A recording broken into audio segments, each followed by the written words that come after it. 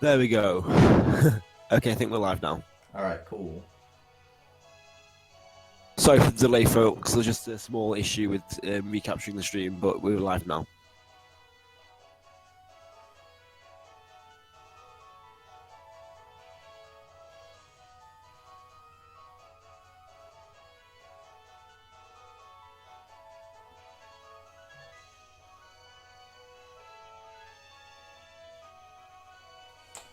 Okie dokie. Alright. So are we ready to go? Do the countdown? We're gonna do it?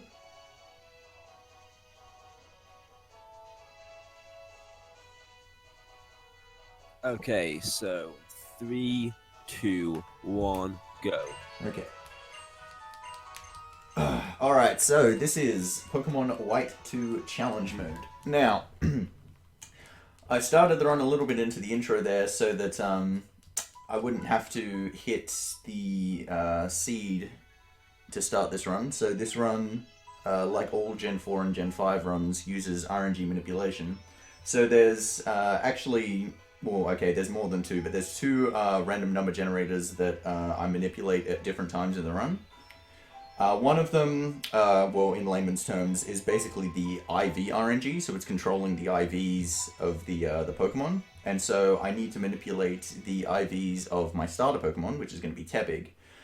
The way it's generated is rather complex. Most of the factors that go into it can be controlled, such as the MAC address of your DS, the V count, the GX stat, and the key presses when loading the game, and the date when loading the game. However, there's one factor which is called timer 0, which is kind of controllable, but not actually. It has a kind of random factor to it. And while I was actually setting up hitting this seed, I hit it first try. It could have taken, you know, an hour and a half and just been utterly dreadful, and no one wants that. So alright, just gonna change my options here real quick. But it's alright, you didn't miss anything particularly interesting. So I'm the girl. The girl doesn't actually matter in this version. But the other RNG, in layman's terms, is the PID RNG, or the Pokemon ID RNG. And so that one is quite similar to the one in Gen 4 and operates how you might be more familiar with. So it's basically, you know, when the NPCs are moving, they're advancing that RNG. So I have to walk a specific path. Because that one's also in control of the encounters, and I don't want to get any encounters, so I don't want to be able to mess that up. It also controls the nature of Pokemon that I encounter, so if I don't do this walking here correctly, I won't get the right nature on my Tepig, which would be awful. The nature on Tepig is actually pretty funny. So when people started running this game, because they did Black White 1 first, and Black White 1 uses Adamant as the nature on Tepig because you just don't use special attacks. So people started doing that for White 2 as well, but then eventually they realized, okay, we actually need special attacks, so they started using Naughty. But in this run, in challenge mode, I actually use Rash as my nature. So special attack went from being the minus nature to being the plus nature in this game. You still don't actually use Rash for normal, but for challenge mode you do. I guess I should explain what challenge mode actually is. So challenge mode is this game's hard mode, basically, and this is the only main series Pokemon title that actually has a hard mode. What challenge mode does is it increases the level of every trainer Pokemon you fight by between 1 to 4 levels, depending on how far you are through the game. But the main difference it has is to the gym leaders and the Elite Four. So all of the gym leaders and Elite Four and Champion get their Pokemon, their IVs increased to 30 across the board, so they're near perfect. They also get different movesets, they get different natures, and they get an extra Pokemon as well. And that's what makes this run way more difficult. Most specifically, the Eliza fight is what makes this way more difficult. So in normal mode, while you can beat the whole game by using Tepig throughout the whole thing, Eliza leads with an Emolga that has Aerial Ace in challenge mode, and it just destroys Pignite. So throughout this run, I'm going to be switching my main Pokemon to Drilbur at some point. So here you can see the first rival fight, even he's got the level increase. Got a level 6 Oshawott. Just mashing tackle here. It's better than using a tail whip because more chance of getting a crit. Didn't get any, but that's fine. So this is definitely the right IV RNG, just make sure it's the right PID. Yep, it is. Alright, that's a rash nature. You could just tell from the stats there. The thing about challenge mode though is that some parts of it are actually easier because the things you're killing have higher level, you actually get more experience. So like beating that Oshawott in normal mode would only take me to level 6, but here it's taking me to level 7. Which gives me Ember, you know, 1 trainer earlier, so I can use that on the first trainer. Just makes that a bit quicker. Overall, it is still more difficult, though. Alright, so just a little cutscenes here and there.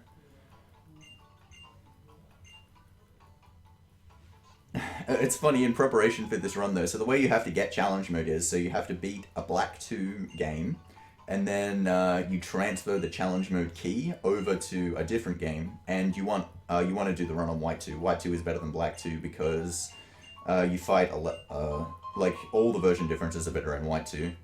Charles, the guy you have to fight after Eliza, he has a triple battle in White 2. He's a rotation in Black 2, and triple is much better. And then like the reversal mountain layout is different, and White 2 is better, etc. About an hour before this run started, I was prepping hitting the seed, which I told you I hit first try.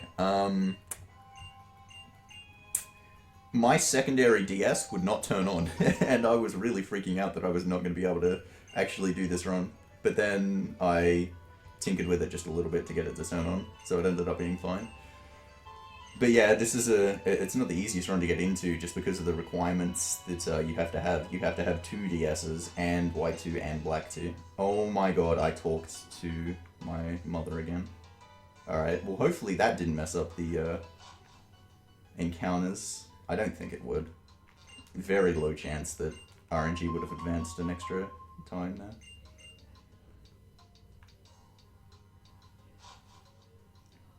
There are a lot of cutscenes in this game where it it matters like where you activate the cutscene. Like you can do it on a whole row because it just activates on like either your horizontal or your vertical position. So like there, I went into the center so that I only walked 1 tile up. If I like moved just 1 tile to the right, I would walk, you know, to the center and then walk up to the Bianca.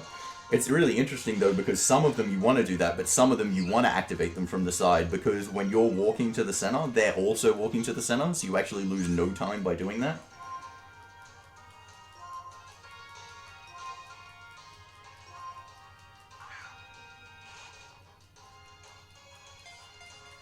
Nah. Still gonna get world record, don't worry about it. Yeah, so the setup for this run took a little bit longer than we would have liked, so I've got to make up for it by getting world record. Which will be easy peasy, surely. Yeah, no, my run in this game is actually a lot better than I thought it was. I was trying to beat it throughout the week, and I just could not do it at all. Oh my god, it messed it up. I'm gonna get encounters. Wow, that is incredible. I can't believe that messed it up. Alright, well, I mean, this isn't a huge deal. It's just I'm going to get a few encounters here and there. It's not like it actually messes anything up. Like, the run can still continue. If this happened in, like, a Gen 4 run, this would actually be... Oh my god, I have to restart the whole game.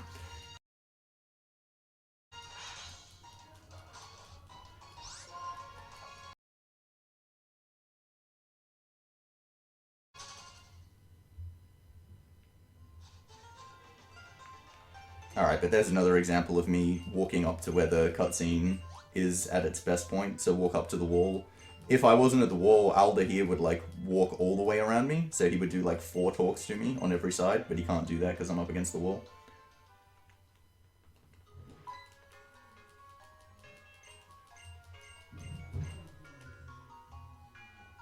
There honestly isn't that much grass before I get encounters. And now I don't have to worry about actually doing the manip. I'll talk about it anyway. But basically, so encounter manip in this game is a lot harder to route out. I actually didn't have a full path, to be completely honest. Because I said one of the things that actually matters in this game is the DS MAC address goes into the RNG. So every person who runs this game has to map out their own RNG manipulation. There are tools to help you do that, but there are no tools to actually help you manipulate encounters. So basically, every single run you do of this game, you have to just basically get further and try different paths until you get no encounters. But one of the things is you can talk to this trainer, because Pit RNG is not running at this point. But you would generally walk in front of this trainer, because if you talk to her at different times, like you lose one frame or by talking to her, it would give you a different path because Pit RNG is running here because there's NPCs that's moving. But because I've already messed it up, I don't care about that, so I can save like 2 seconds by talking to her.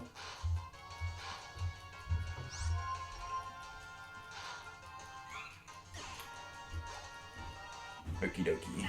Yeah, I'll probably only get like 4 or 5 encounters, so it's not even going to waste like a minute. It's really not that big a deal. You can see I didn't get any there. Alright, now coming up, Rival 2. What I'm going to do on this fight is, so I said I was mashing tackle on the first one. I'm not going to do that here. I'm going to use a tail whip first. It's not actually going to save any turns, but what it is going to do is if I do critical, I'll kill him in one hit. And so that will make it so, like your rival, he comes out after you do, like, well, it depends depending on the fight, but like if you send his last Pokemon to like below half health or whatever, he'll come out and there'll be a little cutscene, which you'll probably see, but if I can crit the tackle here, I skip that whole cutscene. So he's going to come out and do it now. So that little thing. I wanted to try and skip that. No, he does it just as soon as you get attacked. But if you kill him in one hit, he doesn't come out and say that.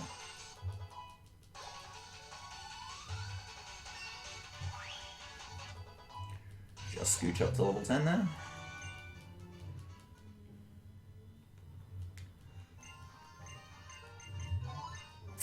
Okay, so normally messing up the RNG would kind of be a bit of a annoying deal because there's a spinner coming up here that you need to pass to get the X attack.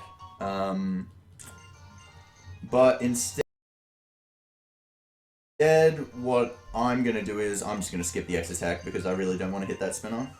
That would just be awful. Like, extra experience on Tepig just does not help. Well, okay, the second spinner I do use sometimes on very specific HPs.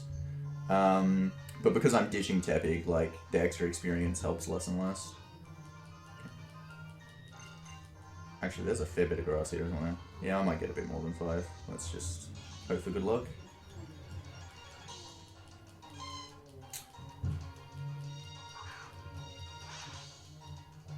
And yeah, White 2, unlike its predecessor, does have non-Unova pokes floating around. This place was really exciting for most people who actually played the game because it's like, oh my god, look at this cool poke. Manip, Psyduck, Riolu.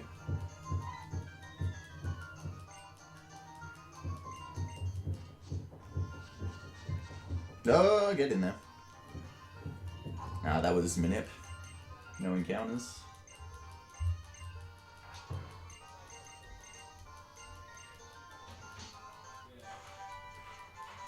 Okay, so get the TM for Frustration there. Frustration is actually more powerful than Tackle at this stage because your happiness is not that high, but it's not worth teaching it. Because it doesn't really do... Oh, it does like one thing better than Tackle would, which would be to kill the first Patrat. But yeah, it's not worth the time it takes to teach it at all.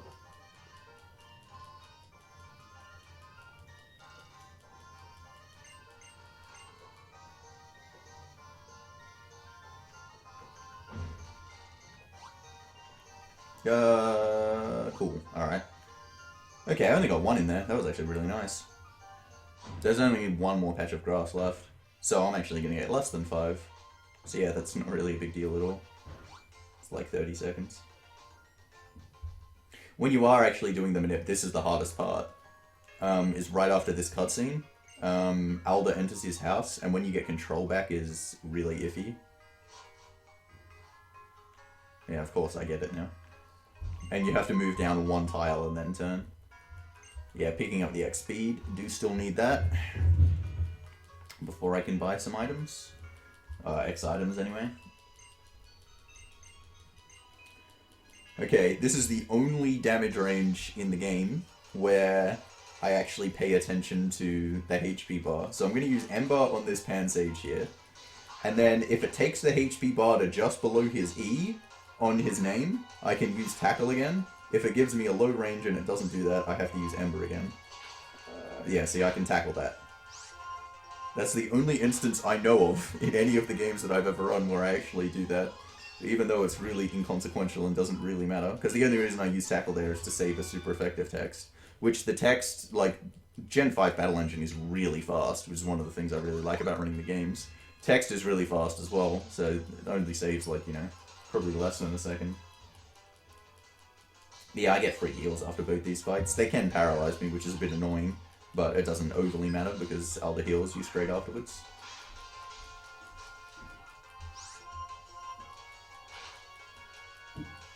Leer is good. No paralysis is good.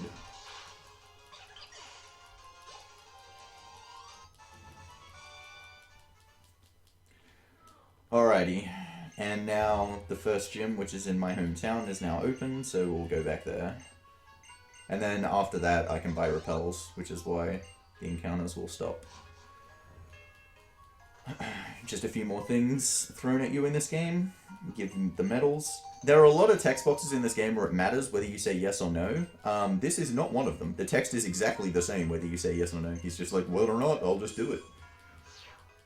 There are some where the text is different, but it's like, it's so inconsequential. It's actually faster to just mash A and B at the same time, because you mash faster when you're mashing two buttons, and the text difference is like 2 frames. So it's better to just mash faster in text.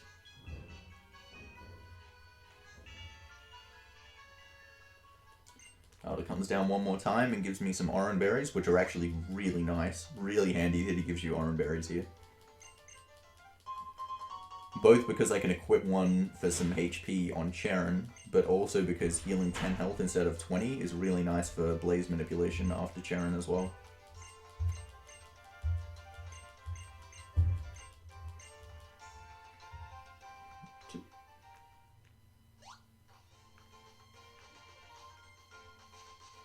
Nice. Okay, cool. So yeah, 3 encounters, that's like just over 30 seconds, but I got to talk to the trainer, so really about half a minute. That's really not a big deal at all. Alright, into the gym and off to Cheren. There isn't really much to talk about these trainers here. They can be dangerous because they use Leer a lot and they can do a lot of damage, but they generally can't actually take me out unless I get like 3 Leers and then crit tackle right at the end.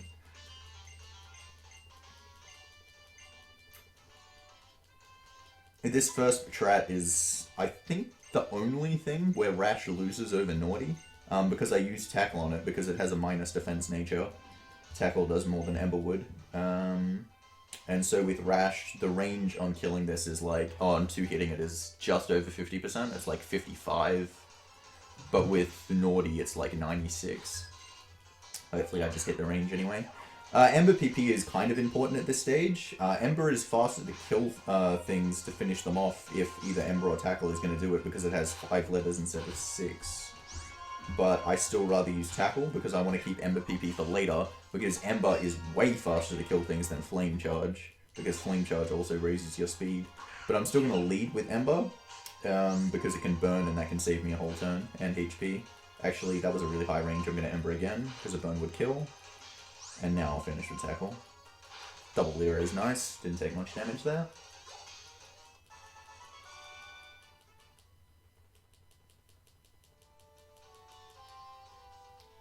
Okay.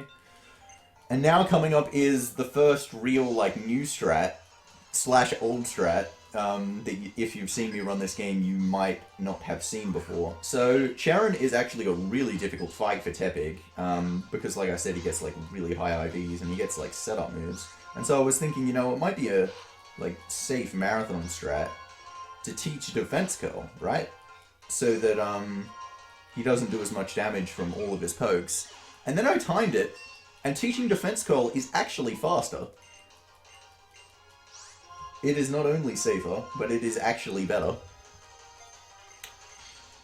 Because teaching defense call there takes about 4 seconds, using it takes about 4 seconds, and then... Nice crit. Throughout the fight, it's going to save me almost certainly 1 heal. Like, on average, it saves about 1.5 heals in the fight. Alright, so I'm going to heal to full with this arm. And then I'm going to equip one. Register this bag. And into the fight.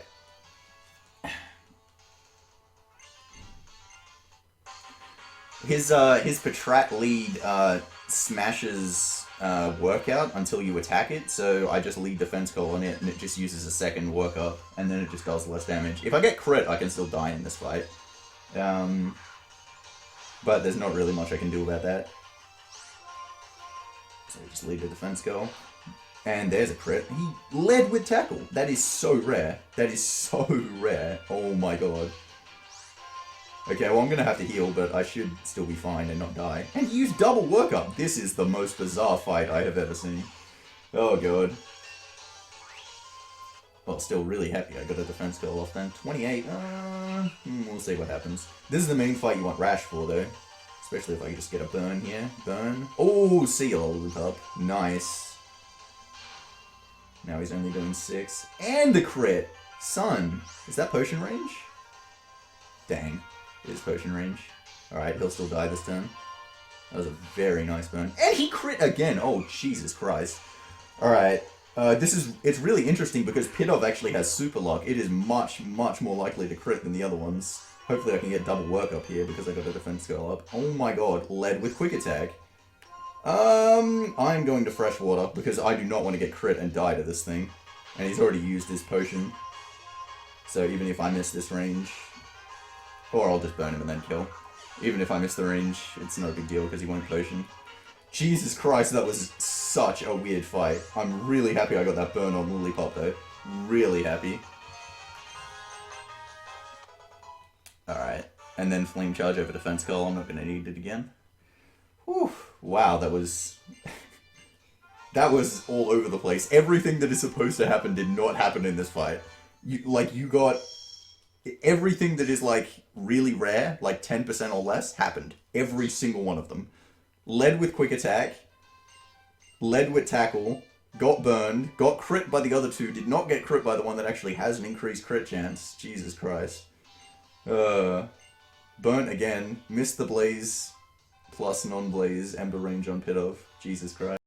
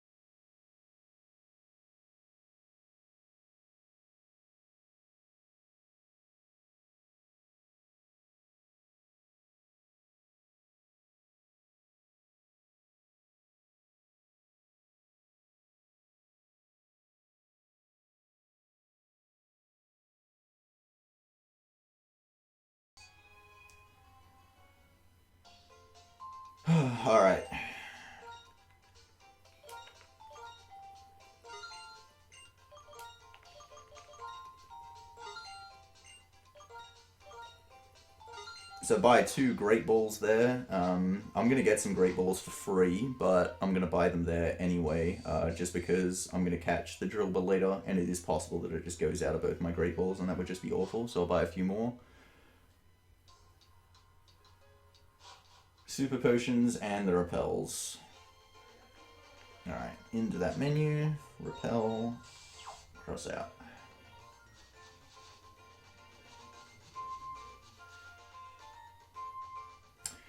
Okay, the other thing this game introduced was reusing repels, which is really nice, so I don't have to keep going into the menu. Chat's telling me that sound went down. It actually, like, it didn't on my OBS, so I don't actually know what you guys didn't hear.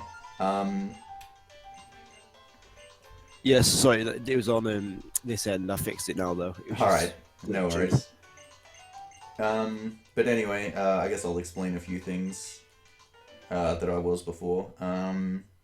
But basically, the encounter manip would die there anyway. Even if I didn't get repels, I would have to use them.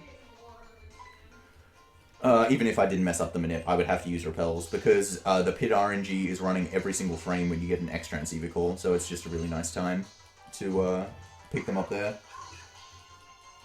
Alright, this Riolu, I'm not in Blaze, I'm in really high health, so Flame Charge isn't going to kill, so I'm going to just go Tackle. And then go Ember, because he might use Endure, and so getting the burn would be nice. No Endure, so that's really good. His HP is really high. I like to be in Blaze going into Roxie's gym, but it looks like that is not going to happen. Hold down here, center for the cutscene.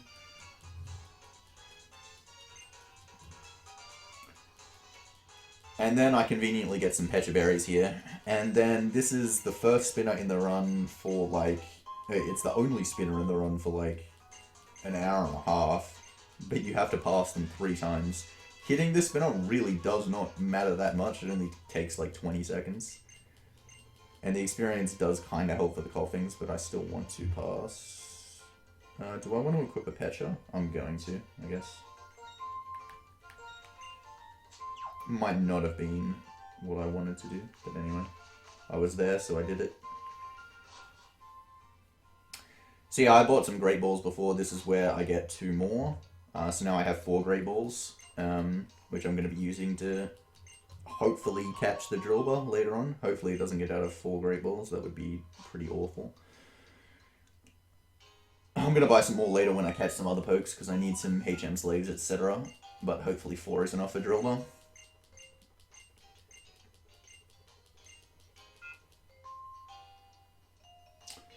Okay, yeah, so these, this gym, because I don't have Blaze, I probably shouldn't have equipped that Pecha Berry, just so I could get Blaze for the second trainer at least, if I get poisoned. Yeah, it probably wasn't the right call, but that's not a big deal. Being in Blaze, I generally have to heal for the second trainer, unless it goes, like, insanely perfectly anyway. But yeah, so these coughings and Grimer are going to be 3 hits instead of 2 hits without Blaze, assuming I don't crit or burn, of course. And all of them can poison me. All 3, so it's just really nice getting 3 Pecha Berries. This guy's very nice, gives some fresh water. Which, as you saw before, is actually really convenient, especially in the first gym. So I fight the trainer on the right first, because she leads with a Venipede, and the experience helps. Being like level 16 for Coughing and Grimer is much better than being level 15, because they do less damage and I do more.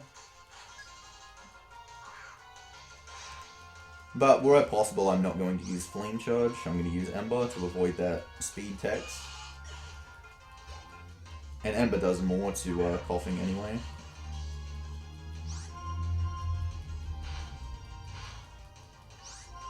Hit me again, hit me again, hit me again. Ooh, good boy. That is Blaze. That's actually really nice health as well. It's 16. Obviously 17 is perfect because that's exactly 1/3. But if I can get, so Coughing and Grimer at level 16 both do 7 to 8 damage. So if I can get either Poison Gas from Grimer here, or get it to do 7 damage, they can actually do 9, but it's a 1 in 16 range, so I don't really count it. Then I can go for Blaze on Coughing as well without having to heal. I'd rather Poison Gas, to be honest, because that's just the safest option. Disable. Ember does not kill. Oh, it does! Wow, that must have been a really high roll. I'm really happy I went for it instead of tackle. Well, that's even better than poison gas. That's just insanely good. Alright, cool.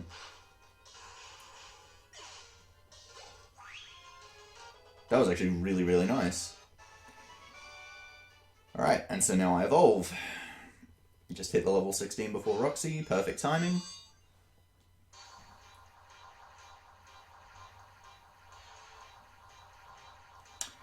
So yeah, this is one of the things that's advantageous in challenge mode as well, because you get that more experience. You get Pignite just a little bit earlier, and so Roxie ends up being an actual easier fight in challenge, just because of the way it goes as well.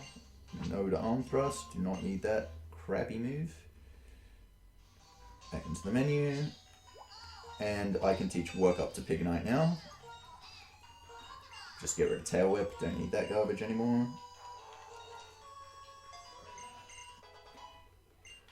And heal up. I'll use the fresh water because I only have one of those, so I don't have to back out of this menu, and I'll just say it's gone. And let's fight Roxie. Okay, so I still have the Pecha Berry equipped, but I don't actually need it because Roxie's coughing cannot poison you. It can only use Venoshock. Now, Venoshock actually technically can 3-hit me, but she needs incredible ranges to do it. And basically, I'm going to set up Work Up while she hits me with Venoshock and hits me into Blaze, and then just one-hit her entire team. That's 1. That's 2. And that's 3. Obviously, she could have crit the 3rd turn, and that would have just been awful because I would have gone all the way back to Castelia City. Because I didn't flag the city here, but she didn't.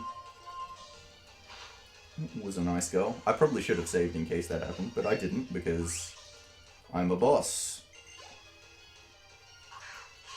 This Whirlpeed can use Protects, I believe, but it's really rare. I can never see it.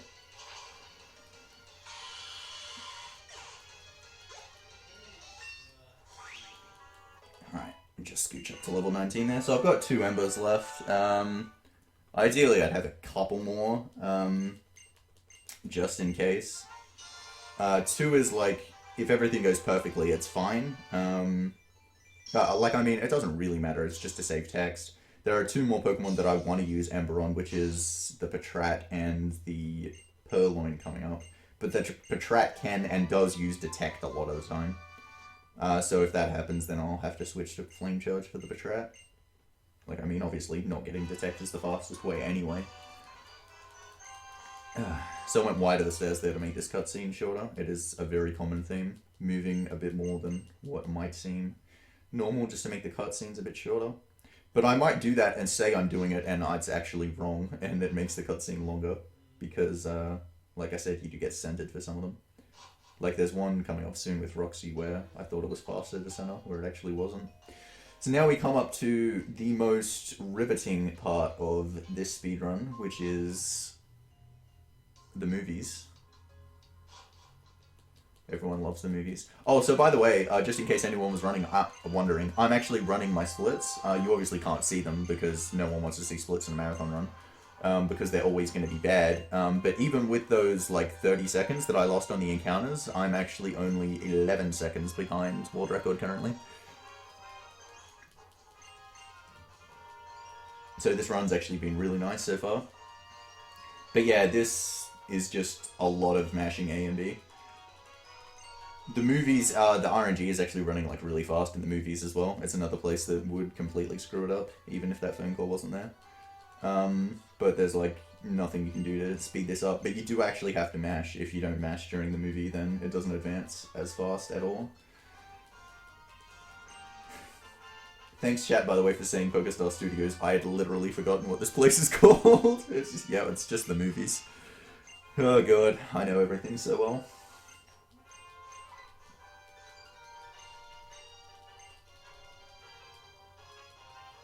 But yeah, this place, it was actually a really nice idea, and it was, like, really unique. It would just be nice if it wasn't forced onto you in a speedrun, and wasn't so long what they forced onto you. It is a lot of time. But after this, there's, like, nothing left. It's just all go, go, go. There's no more, like, tutorial or anything like that.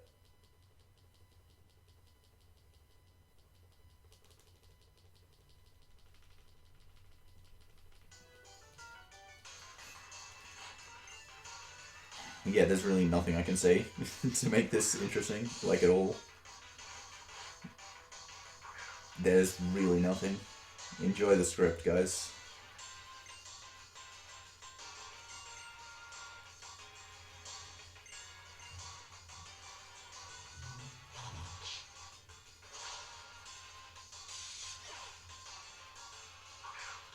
Oh yeah, hold items as well. I forgot to mention that. Yeah, challenge item. Challenge mode. The gym leaders in Elite Four do get hold items as well. Actually, does Hugh get extra hold items? I can't remember if he has hold items in normal mode. He might, because they don't edit his IVs or his Pokemon count or anything. So that's probably the same. But yeah, some of the hold items are actually really difficult. Like Chantal's Chandelure gets a Choice Scarf, and it has Fire Blast, which just one hits you. So you need to outspeed it and put more effort into making sure that happens. And yeah, things like, obviously you saw the Lillipup has an Oran Berry, etc. A lot more gym leaders just have like Oran Berry and Citrus Berry and such like that, instead of it just being the ace having an item. The only thing you can really do to speed this up is when you make your move, you use Ice Punch so that it finishes earlier, because it just ends the movie either way. If the Ice Punch freezes, it saves like between 1 and 2 seconds, because then you don't watch the Pawniard attack you and kill you, so it just saves a tiny small amount of time.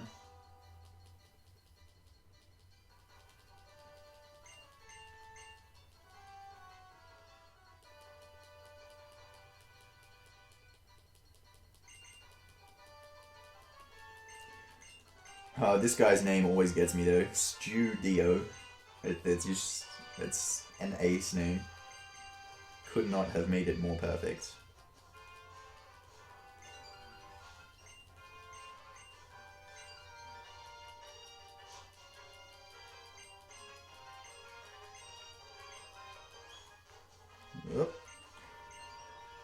Alright, so yeah, use the rental Pokemon. Just, it's quicker, easier. Just go, do it.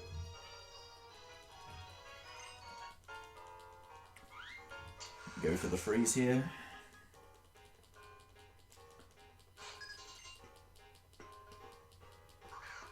God, even this music just sounds like we know how shit this is.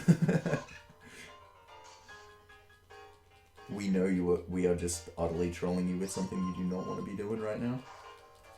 Oh! World record! Alright. And so now, I have to say yes and release that, and then the game's gonna save, except this isn't actually saving the game. All it's doing is saying that it's saving the game. Oh, so yeah, by the way, that clock rotating around is how you know that you've hit your seed when you start, like, doing runs, which is how I knew I'd hit my seed, even though I was still in the intro. Because the RNG determines where that, like, clock face type looking thing actually starts.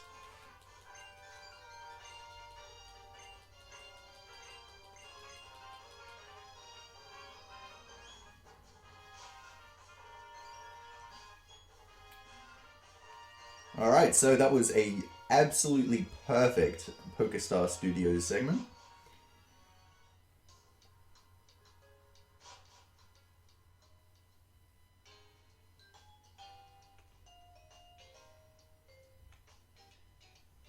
And now we begin, whoa, the Team Plasma portion of the game.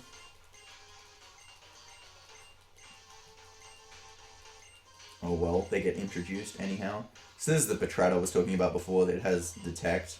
I've seen it use triple Detect before and hit all of them. And then go for Bide, which has increased priority as well, just to waste a little bit more time.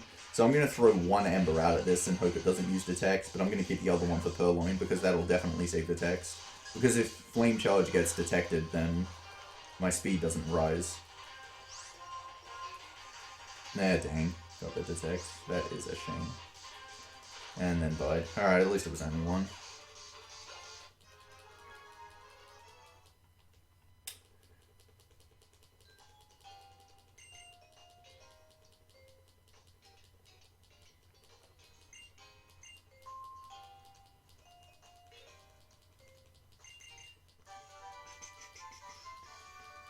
Alright, get cut, which I never use. Never actually teach that to anything. It just isn't necessary. Doesn't let you skip anything. Just does nothing. Is utterly useless. Alright, RNG on the NPC. Oh, good. Alright, he can be down. So that just saves 2 tiles. Being able to go under him. He can get me on the way back as well. Okay. Select back into the menu. Use repel. Alright, gotta get past this spinner 2 more times. What do you got for me? Go. Alright, cool. That's 2 out of 3.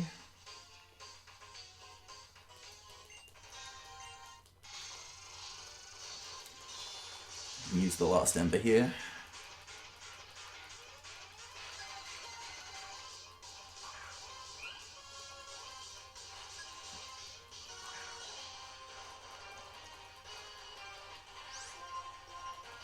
So we're almost at the Drilbur section of the game. I still use Pignite all the way up through to Berg, because Pignite does it better than Drilbur. But I am catching Drilbur soon. It's in the sewers, so there's just one double battle to go, and then you can go get Drilbur. But I am going to get a few things before then, because I just got to prep it up. Like, I'm going to get the bicycle and the XP share to give to Drilbur, so that it still gets experience through that segment. Alright, where are you at? Alright, cool. All 3. Let's see if I can get this NPC RNG again. This guy can get me actually too. He can move up, move down. Alright. Stay up, my friend. Stay up, stay up. Up, up, up. Oh! Look at this. I'm just too good. This was the cutscene I was talking about before, by the way. I thought it was faster to like go down to where Roxie is. Because it's like, that's what it is in most cutscenes, to go centered, but it's actually much slower to do that, because then Roxie, like, has to walk around you, but here she just walks straight. In most cutscenes, what Roxie would, like, do, or, like, what most other characters would do, is walk up to you, like, in front of you anyway, so she'd walk up and then walk down to go around me, and that would be slower. But then I just did that once by accident, and I'm like, oh, actually, that's faster.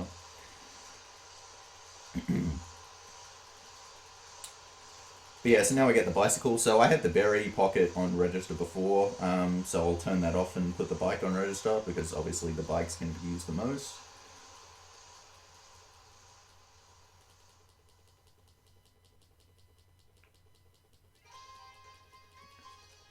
This is one of those cutscenes, man, I'm talking about the cutscenes a lot, aren't I? Where it is definitely fast to the center. There's a lot in Castelia, actually. Castelia? God, what am I saying? Anyway. But yeah, the point of reference is you walk up the same path that Hugh does. Like this guy who gives you the bicycle, the clown, because clowns just get bicycles. He walks right up to where you are, and so you want to be right in the center where he is. Because you move faster than other things do in cutscenes. They move at walking pace, and you move at running pace, or after with this, at biking pace. Alright, so I'm going to duck in here and grab the EXP share.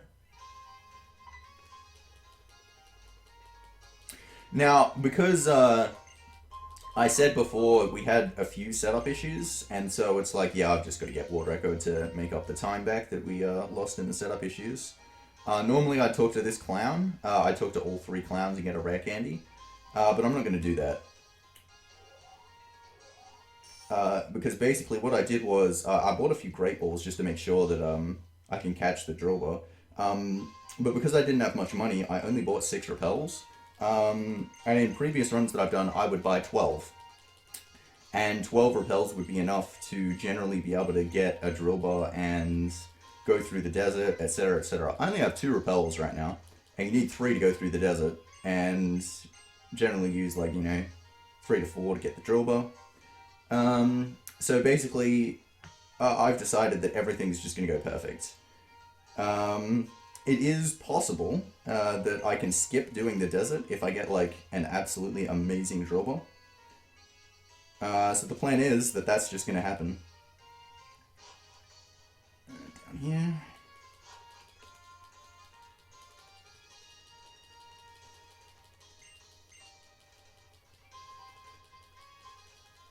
But I'm going to play it safe before the Drilbur. Because, like I said, Drilbur can just get out of all my balls, and that would just be absolutely awful. Oh, what the heck? Alright, here we go.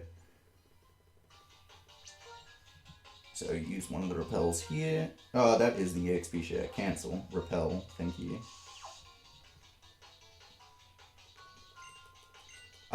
See, I guess I didn't talk about the seasons. The seasons don't matter too much, but because it's spring, I can just walk across there instead of going through the stairs.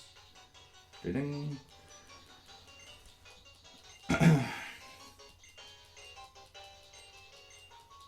So yeah, basically I need like, I need a plus attack nature, and I need, actually if I'm skipping Rock Tomb, I need like really good defense, and really good speed, and good HP. Yeah, I need like a really good Drilbur for this to work. I'm gonna save before going in, because like I don't have repels as well, so I've got to get it really quickly. I'm gonna flame charge here, razor shell hits, nice. Doesn't actually matter if you die in this fight really, because you get healed right after it. Yeah, yep. But this is just gonna go perfect. That's the plan. I'm just gonna get world record. Now, I know what you guys are thinking. Now, Worcester, I know you're a beast. Like, really impressive. You dominate every single game you run. You're the absolute champion of everything. But you can't seriously be coming into a marathon and just expect everything's going to go perfect. That's just reckless. And you must be joking. Like, you must just be saying some bullshit right now and saying wrong things. Like, April Fool's was 4.5 months ago. This is not the time for this. But what you've got to understand, right, is that if it's not April Fool's, I just make it April Fool's. So I'm going to save here, just in case Drilbur goes badly.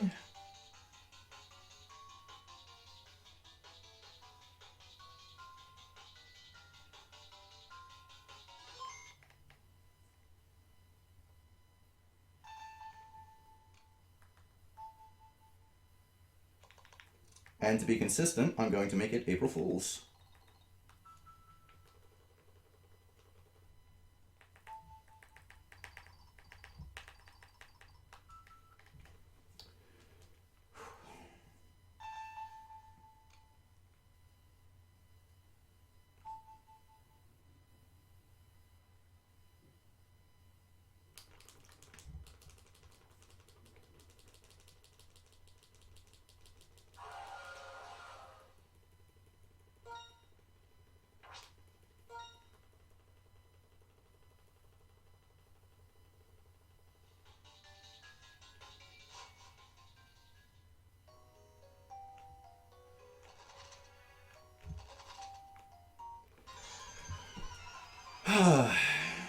Man, I hope this is a really high-level Drilbur.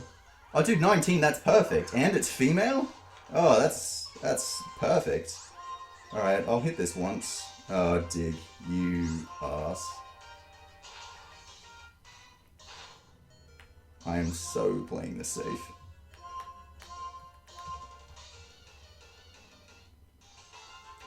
No way, dude.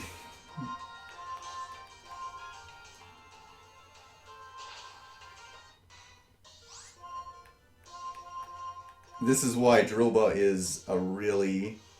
Oh my god! You have other attacks, dude.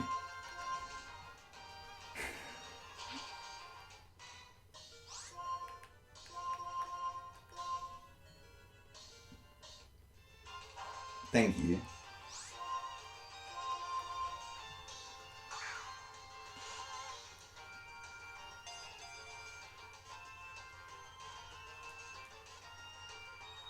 Alright, cool. So, in case you didn't catch on to my little joke there, these are the new strats that I was talking about. That actually, despite the fact that that catch was a bit annoying, I hit the seed first try for the first time ever. So basically what I just did was, I manipulated that Drilbur. That Drilbur is an adamant nature, it has 31s in everything except special attack, and... its ability is Sound Force, and it is a female, and it is level 19. Now, given the fact that we manipulated the starter, it seemed like it must have been pretty obvious to be able to manipulate that, but that actually took a lot of research to be able to actually do, because there's nothing written up about manipulating dust clouds at all. But I had to manipulate the dust cloud position as well, and then manipulate the PID RNG to get the right nature, and then figure out where the encounter slot is to get the Drilbur, etc, etc, etc. I didn't equip the XP share yet. Make sure to do that.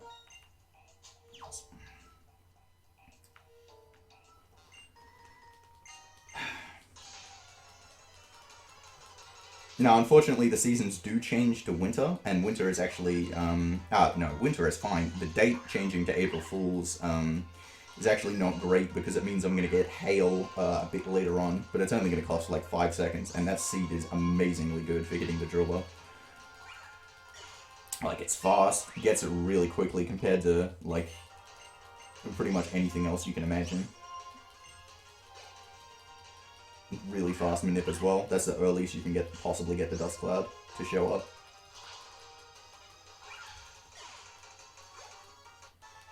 But yeah, currently I'm actually not joking. This is actually real. I did manipulate that Drilbur. So what I was doing before the sewers, where I was pretending to be an idiot and run around, was I was literally taking more steps on purpose. If you don't take extra steps, this game also has a 128 step counter. And so every 128 steps, the PID? Which one is it? It is the PID. Yeah, the PID RNG advances. And, lost the speed tie there. That would change the nature that my Drilbur is. This happened on one of my test runs, and the nature would change to Lonely, which Lonely sounds pretty good, but having minus defense makes Eliza near on impossible. Like, I did that, and I got to Eliza, and she was doing like 10 more damage per attack, and I was really confused, but then I figured out that was what causing it. But yeah, that's the right one. That is the right one. The nature doesn't matter too much, but Sand Force is perfect. Because I have minus special attack, I do actually use Mud Slap once on the first fight that Drilbur actually does, but it's in sand, so having Sand Force increases my attack enough to be able to get the 2-hit, and so it doesn't actually matter. Unfortunately, I used a lot of Super Potions in that fight. I'm actually going to go without healing Drilbur and play risky on him. Hopefully the Berg fight goes well. I'm not going to save, and dying would take me back to Asphodia as well. I really don't want that to happen, but I'm not going to save, because if I die, I can just make my way back up. I would rather just go balls deep. God, getting dig like 3 times in a row though. It's really interesting, like, when I was manipulating the Drilbur, I was really worried that... can just potion... I think I'm going to regular potion Pignite instead of super.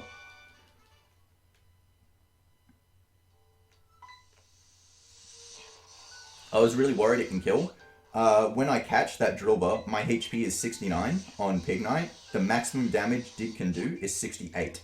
So it can't actually one-hit you, but any of its attacks can kill you after a Dig. And so I'm just like, yeah, that's not worth risking at all. Please heal. Potion.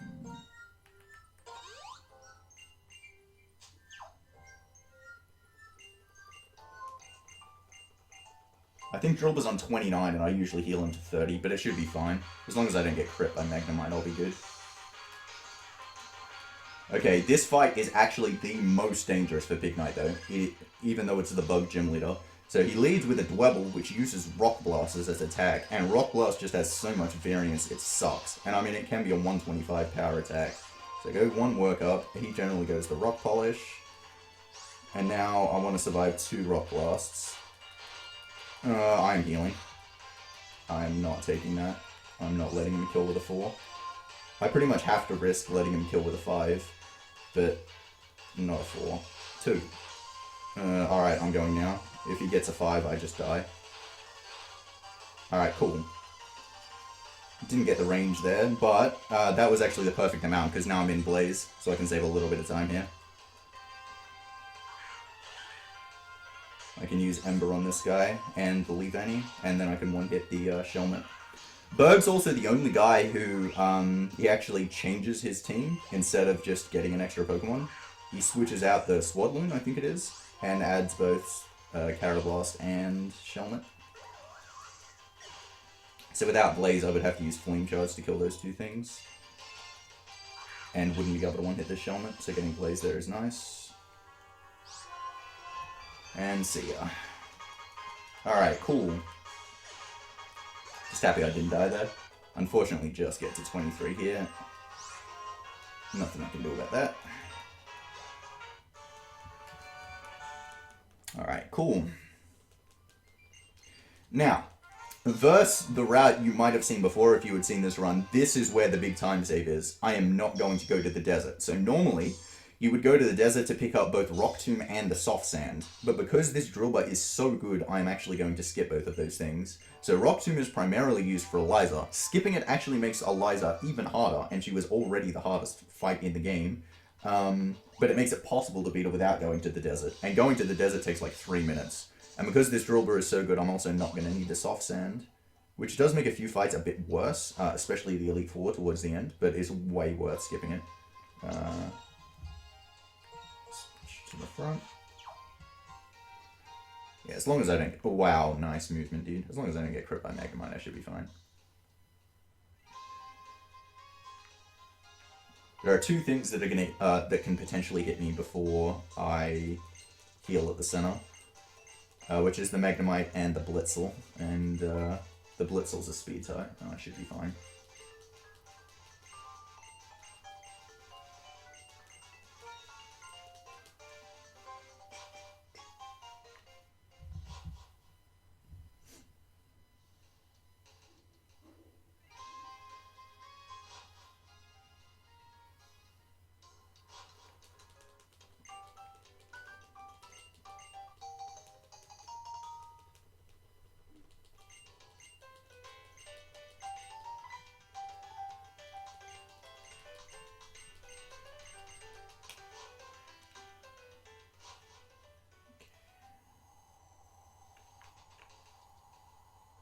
Okay, that little lag spot makes doing the movement there like really tricky, because the lag spot can actually happen at 2 different times. And if I'm not exactly on the bottom, that trainer hits me.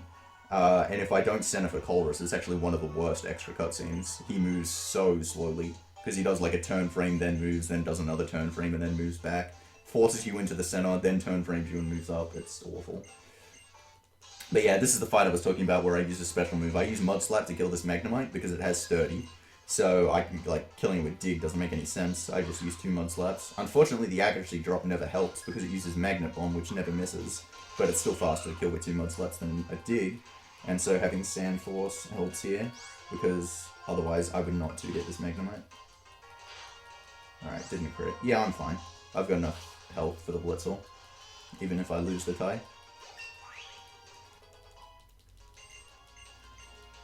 Home Claws.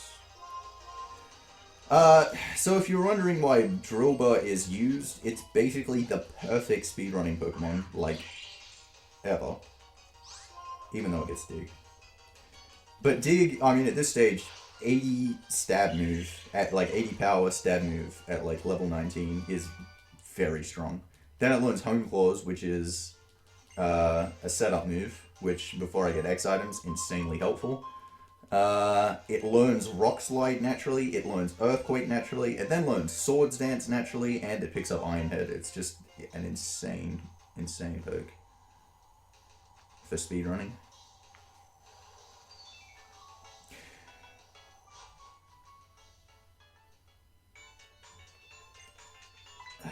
Okay.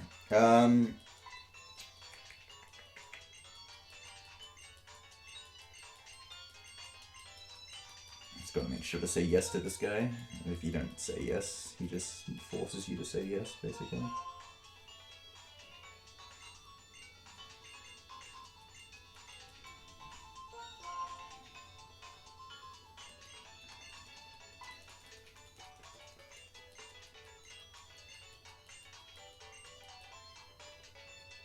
And like, if Excadrill was in Gen 1 as well, like, it learns Horn Drill by level up also. Oh, Gen 1 or 2. Like, it would just own completely.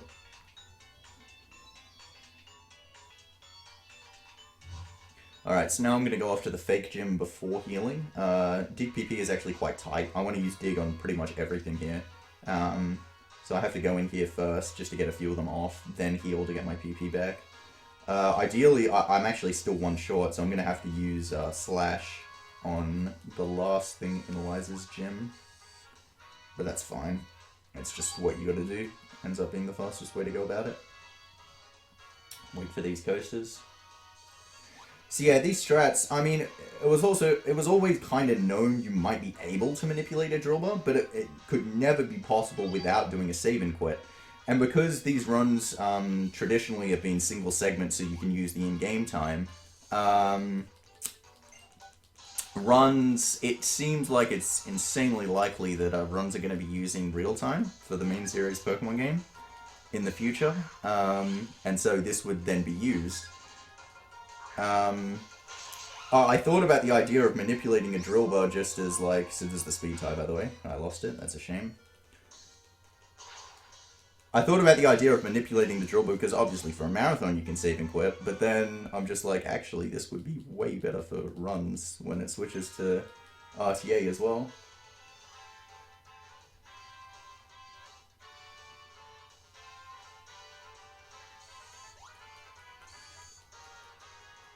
So it is quite possible, because this start has actually been really, really solid, especially if I get a good Eliza, there is a chance that this run, it technically won't be world record, because I did a save and quit to manipulate the Drilbur, but when it switches to real time, which is probably going to be like, you know, in a week or two or something, it then will be world record. Of course, the rest of the run still has to go really nicely, but like this opening hour has been very solid. Like messed up those encounters, which was garbage, but then like all of the like actual things that could cost a lot of time, like getting Drilbur first try, I have never done that. I had done a few practice runs, none of which I finished. I kept dying everywhere, doing dumb things. I never got Drilbur first try, ever. Because you've still got to hit the timer 0, which I was talking about before, is effectively random. Hitting that first try was perfect.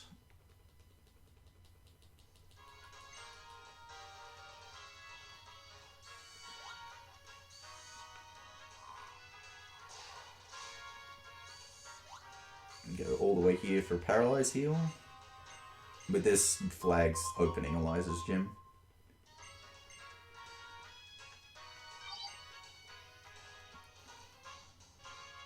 Okay.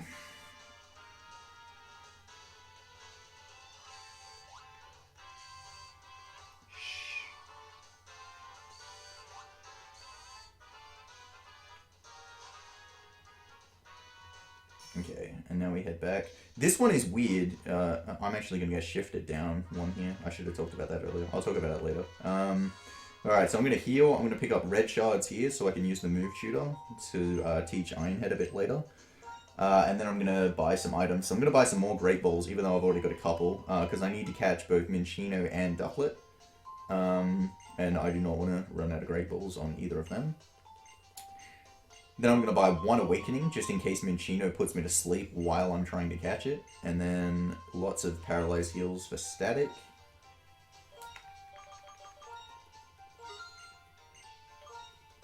I already have 2 Paralyze Heals, but I can get Paralyzed 6 times, so we get 4 more. A few Revives, not really for safety, but because it's... Oh, what am I doing? Almost inevitable that I will die. Max Hyper Potions and 1 Escape Rope, which I'm going to need a bit later, because I do get rid of Dig. But yeah, when you're transitioning between screens in this game, sometimes it has to move you, because you move from like a, say a 9... Oh, I should not have moved down there. I got lucky.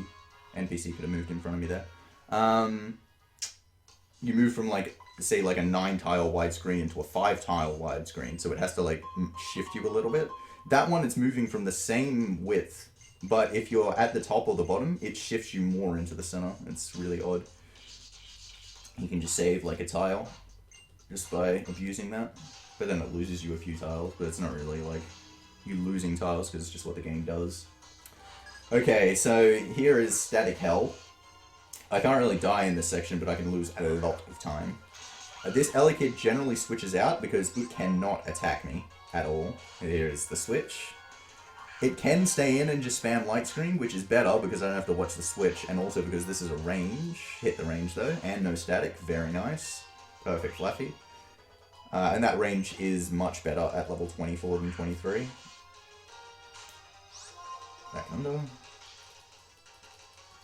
So Colress gave me a protein earlier as well. I'm just going to use that whenever I actually have to go into the healing menu. No static from either of those. Very nice.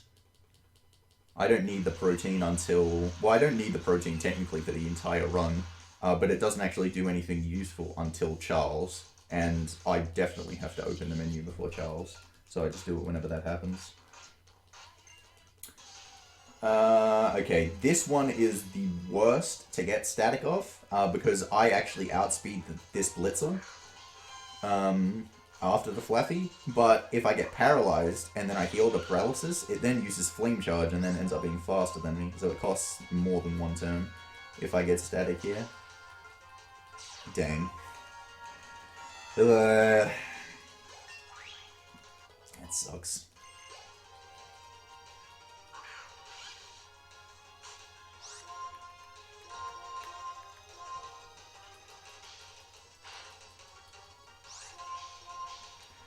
Because I also take a bit of damage there, so now I'm going to have to heal before Eliza also.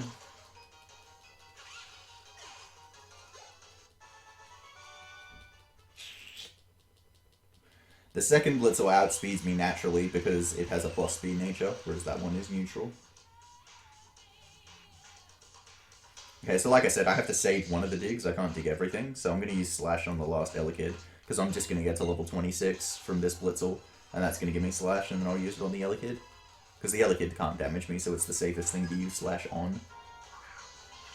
Well, and it's also the only thing I can use Slash on. I would have to use, like, Fury Swipes if I did it on this Blitzel, which can miss, and is obviously inconsistent and slower. How many Oran Berries do I have? If I have 3, I would rather use 3 Oran Berries from this super, if possible. Yes. So if I get static from this Elekid, I will not heal it, because then it could just static me again, and it can't do damage. I'll just hit through the paralysis. It's faster than me anyway.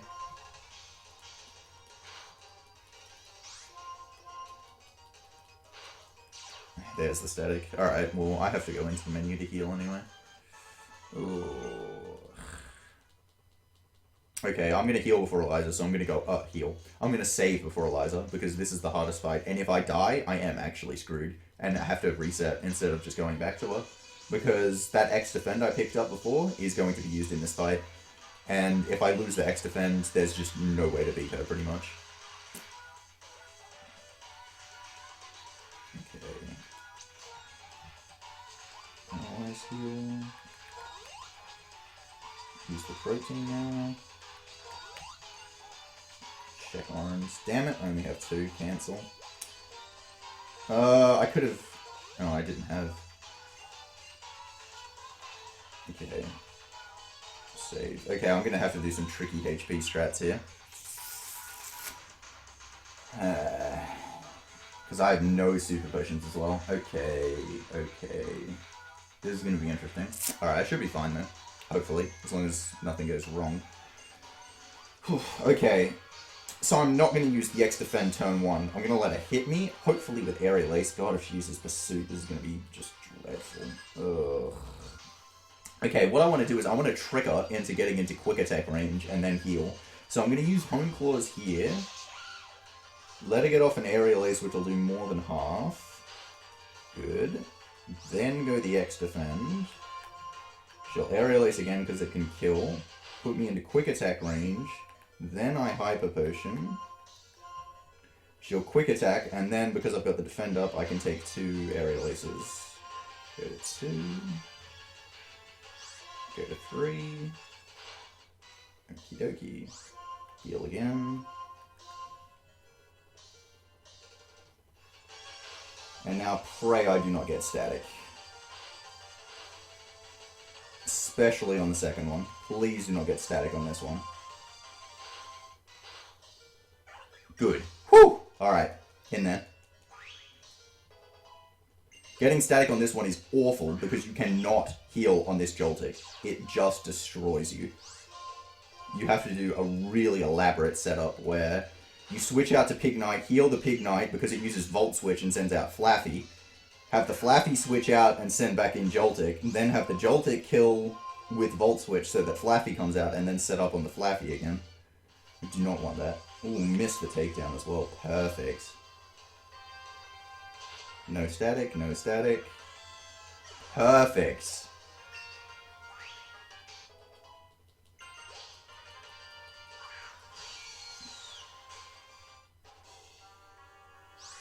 And now no flinch. Insanely perfect fight. That was incredibly good. For the worst fight in the game, that can go so bad. And that was pretty much perfect. So if anyone was wondering, against my splits, what the time is currently, it is minus 3 minutes and 1 second.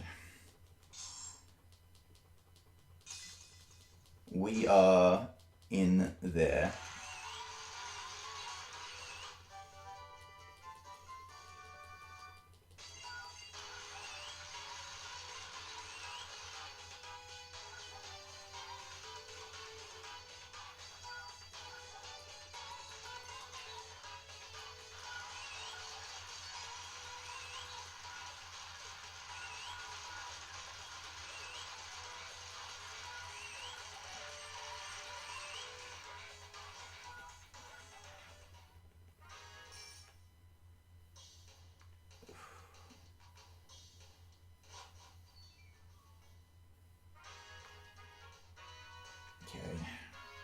So I needed to save 2 digs for these guys. I get a free heal right after these guys, but I need to use a dig on both the Trubbish and the Watchog because they have much more annoying moves than that Elekid does.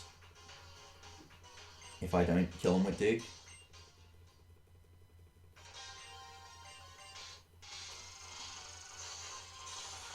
There's still a few more things that can go wrong, but Eliza is the hardest fight in the game. So happy to have her behind me now.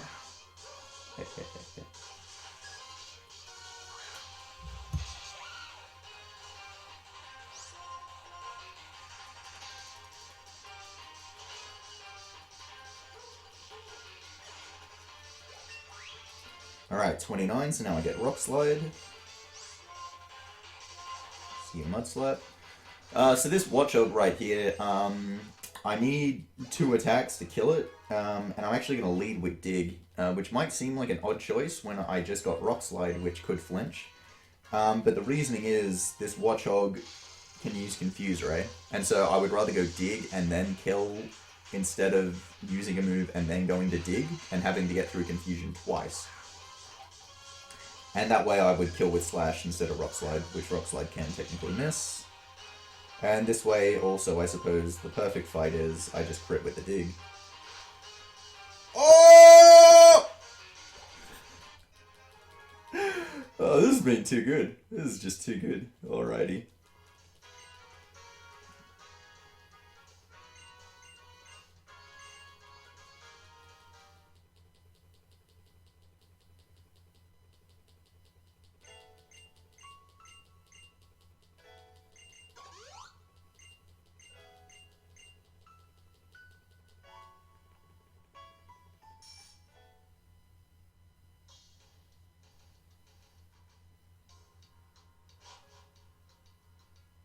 I think this is another one where it's faster to not be in the center, because see, Bianca moves up, and then I move up at the same time while she's moving.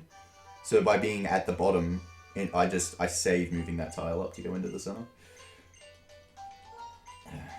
Okay, so coming up next fight is Charles. Oh no, actually it's Lois. But coming up now is Charles, and you need 3 Pokemon to fight Charles. It's either a triple or a rotation battle. I currently only have 2. So I'm going to pick up this Minccino here. It's better to pick up this Minccino than something earlier because there was a few twins that I skipped by only having Tepig and not any other Pokemon, which were just before Roxie, so I had to pass them after Roxie as well because I had to go back there. It's also better to catch this Minccino because it does have slightly more bulk, and that does help for Charles. because Minccino generally lives, whereas other Pokemon would just die turn 1, and so I can get a hit off on Sigilyph, which means I can always kill it with Drilbur. But I'm just going to catch it for full. 9 Great Balls, surely I'll be fine. Has perfect, has the highest catch rate. This is like higher than 50-50. First Born, perfect. Alright, so I could have got that rare candy and used that because I want to be Excadrill when I get to Driflower City. It is technically faster, however, to fight Lois over here to get to level 31. And by doing her before Charles, I get 30 before Charles, which allows Drilbur to outspeed the Sigilyph. But to get there, I have to go through some grass, so I'm going to use that last Repel now. Just got past that spinner. So this is Lois. Yeah, it's kind of a bit of a shit stir that you fight her after Eliza did. Because she actually gives you a Cherry Berry, and having a Cherry Berry for Eliza would be helpful because you don't have to worry about static. Well, not nearly as much anyway. But yeah, got past that spinner. And the Eliza fight went perfectly anyway, so equipping the Cherry Berry just would have been a waste of time. Alright, now I get level 30.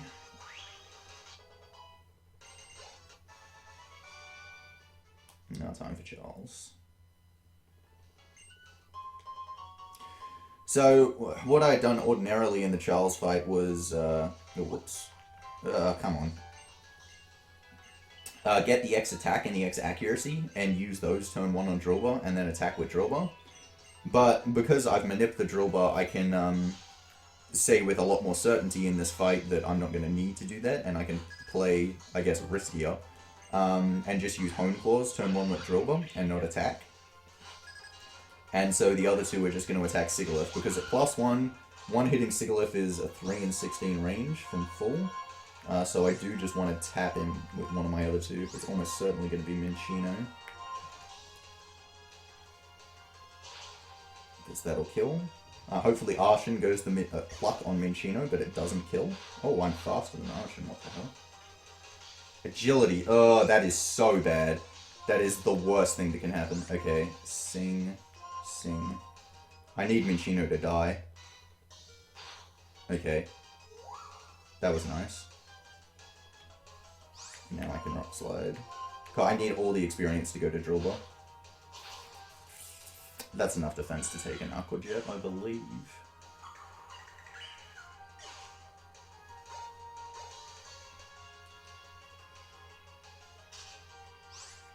Yep.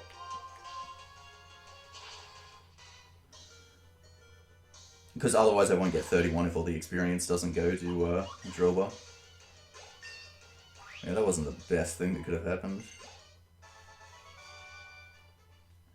But we're Excadrill. So, all good.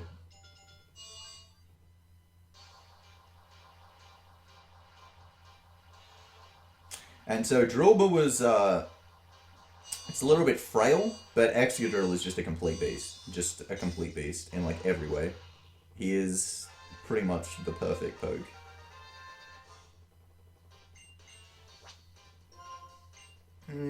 I actually think I'm going to heal right now, because my health is a bit low, and now I'm going to catch Ducklet. If Ducklet doesn't get in the first few balls, it could actually kill me. So I'm just going to heal here. Play it a little bit safe, I guess. I have to heal at some stage before Clay anyway.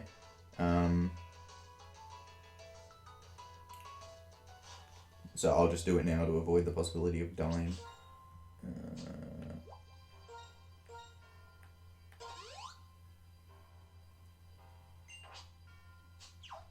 Alright, now Ducklet has a 20% chance to show up in the clouds. There's one, hello. Mainly you get wings though. Yep.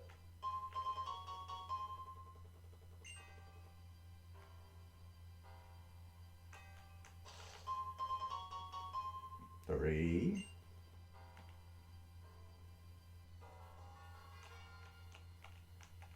Hello? Get there, dude. Luckily nothing but Ducklet can show up as an actual poke though. Alright, there we go. I mean, that wasn't too bad. Can be a lot worse. Could obviously be a lot better, but can be a lot worse. Level 26. That's the highest level it can be. That's actually not good. And really annoying.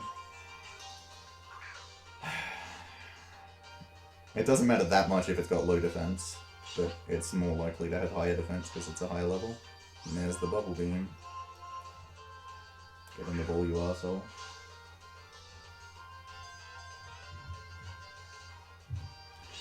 Please be a friend.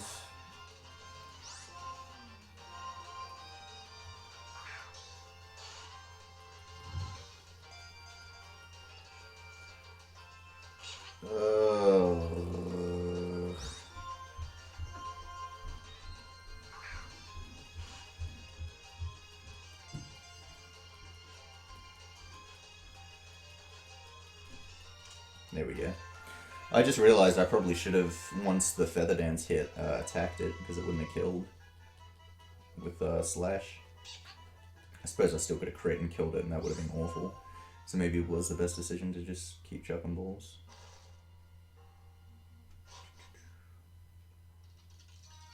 Alright, and this is the bad weather I was talking about, so it's hailing here. And so I have to do 2 fights in hail, but if you have a better date, it's not hailing here. But on April Fool's it is. So I need to catch the ducklet for both surf and fly.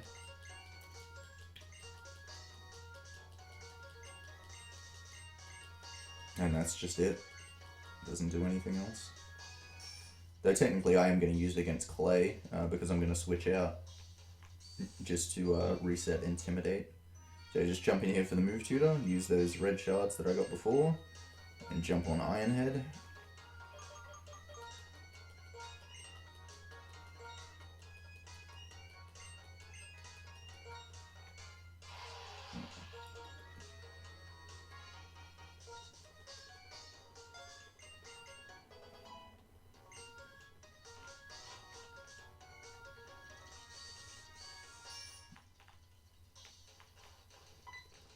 This is another one that's an absolute troll. If you go up one more tile, he actually sends you back down to the center there, instead of being like closer to Rude. It's dumb. I kept getting destroyed by that, thinking, oh, look at me saving frames, and then it's just a complete waste. So yeah, now I have Steel type, so Ironhead is stab, and faster than Dig, and it can flinch. Ironhead is an awesome move. And there are a lot of instances where you can get flinches with Ironhead, such as right there. Obviously didn't get it, but not a huge deal. And this guy has the awesome combo of leading with a Pokemon that has Intimidate, and then using a Pokemon that has Unaware, which Unaware avoids or ignores all stat boosts. So my attack is not reduced for that Swoobat, so I can kill it in one hit. Just an awesome combo.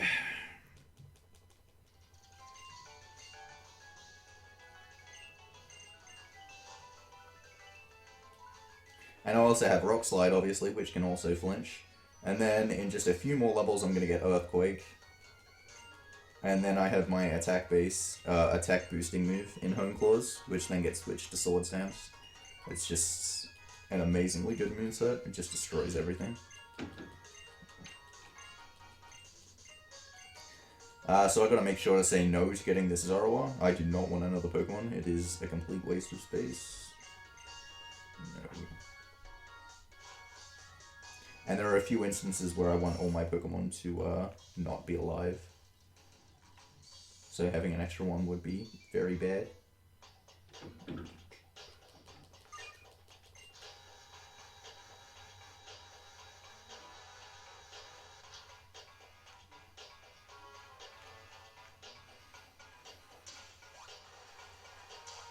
Now these trainers in this gym actually put up the exclamation mark, as in the I found you thing, even if you talk to them from the side, so it's faster to just walk in front of them.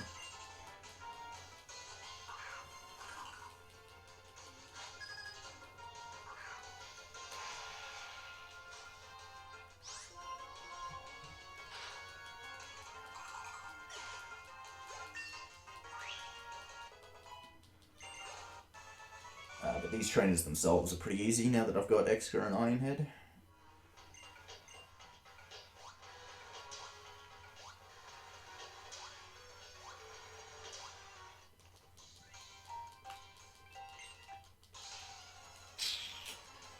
Clay himself can be dangerous. I have to set up on his Onyx, and his Onyx does have a chance to use Bulldoze and then kill me.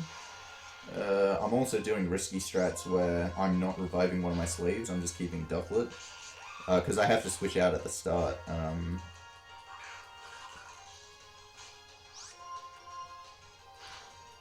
Otherwise, because I need to get rid of the Intimidate, because he leads with Croc, which has Intimidate.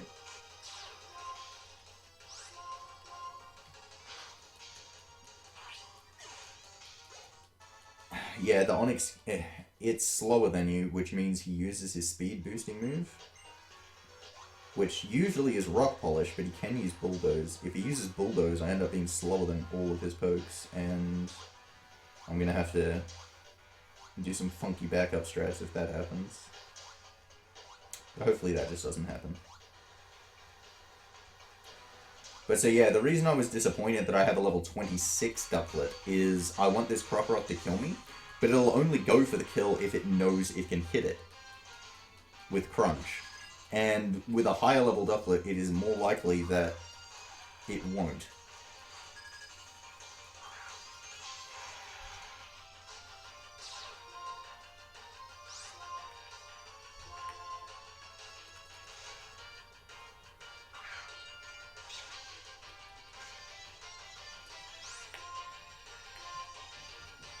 Yeah, and he's going Sandstorm, asshole.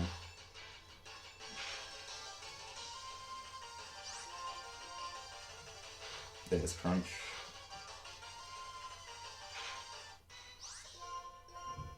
Now hold Crunch. Alright.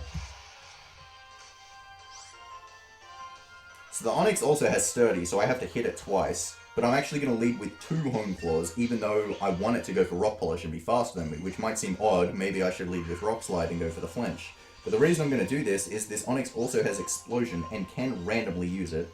So, oh my god, you asshole. You asshole. I got Bulldoze. Wow. Into Rock... What is... Alright, that's 2. Rock Slide. Dude, just get through.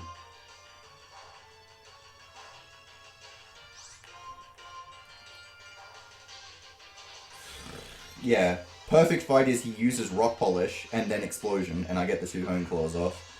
Okay, I am slower than this. Please go for Home Claws. Alright. I'm slower than this Excadrill, and it is going to kill me. So what I'm going to do is... revive Minchino. He's going to kill me with Bulldoze.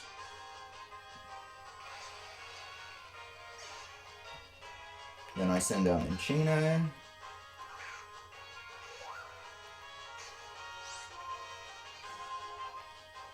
Revive Exca.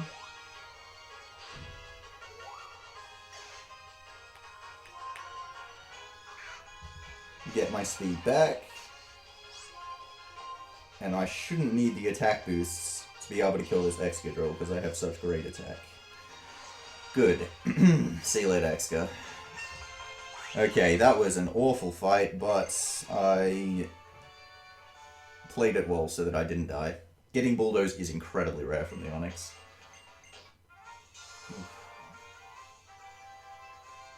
No, the Onyx actually can never use more Bulldoze. It will only use Bulldoze. Any of his pokes only use Bulldoze if you are faster than it or it can kill. It will not ever use it in any other circumstance. Once the Onyx uses 1 Bulldoze and it was faster than me, it could only use Rock Slide or Explosion. The AI is fucking bizarre on that dude. Absolutely bizarre. The reason I was surprised he didn't give a second bulldoze, it was just because it was a situation that I hadn't seen before. Bulldoze was a range to kill me, so I wasn't sure if he would go for it again, because I hadn't seen how his behavior works in range territory. But I guess now I know. He only goes for bulldoze if it's a guaranteed kill. Alright. Just got out of that one fine.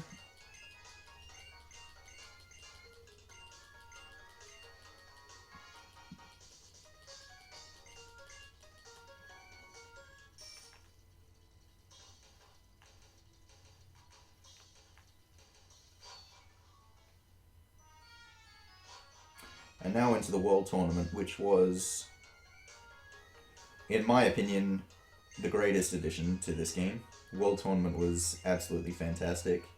It's not that great in a speedrun because you only get, obviously, the first tournament rather than the whole thing. It is decently unique in the run, though. In challenge mode, this is the only place where the pokes you're fighting are not higher level than they are in normal mode. They are still level 25. They don't get an increase because it's in tournament, which, I mean, doesn't make total sense because you don't get scaled to level 25. It's just that they do. But it is also the only place... Wow, nice movement, friend.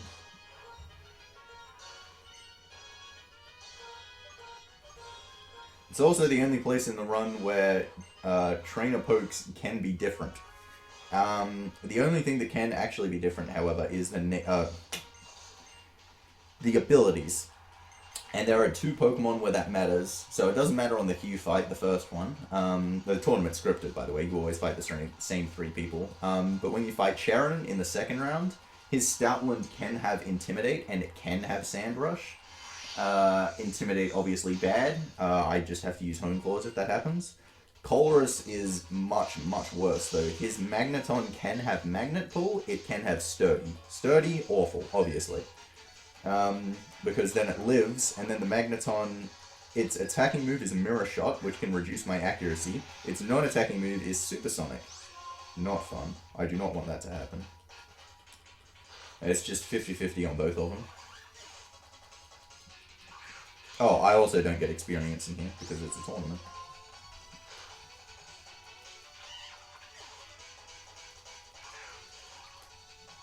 I think this Tranquil can use Detect, but it's quite rare.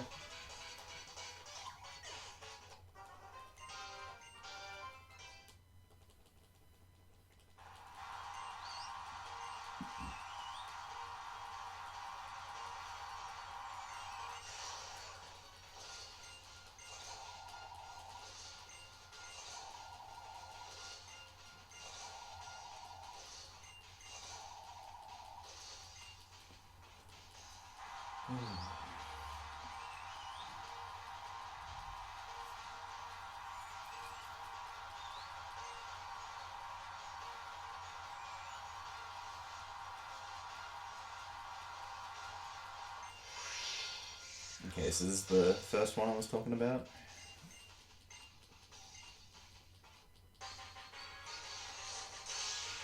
Because this Excadrill is so good, it actually can hit a range on this Stoutland and one-hit it at neutral. It's very rare though, 1 in 8 chance. But you just go for it no matter what, because it's not like you have anything better than Iron Head anyway. And Intimidate. Wow, I went for Tackle instead of Work Up. That's slightly faster. Didn't get the range. Double Tackle, that is weird behavior.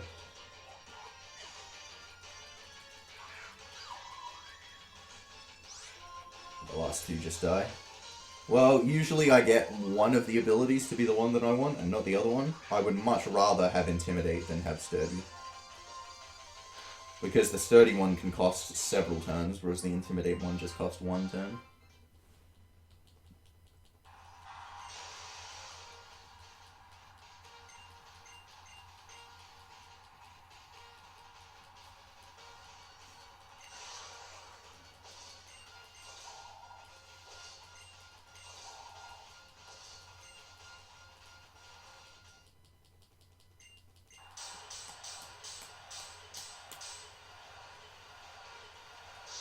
And now the crowd starts cheering. No one knows what they cheer, but they start cheering. Yeah, well, I mean, it's no surprise. No surprise. I mean, it's no. Um, like, it's not like it's hidden that all the trainers are cheating throughout this game. Like, you know, your rival who has the quote unquote same Pokemon, whose natures change every single fight, and IVs get better every single fight.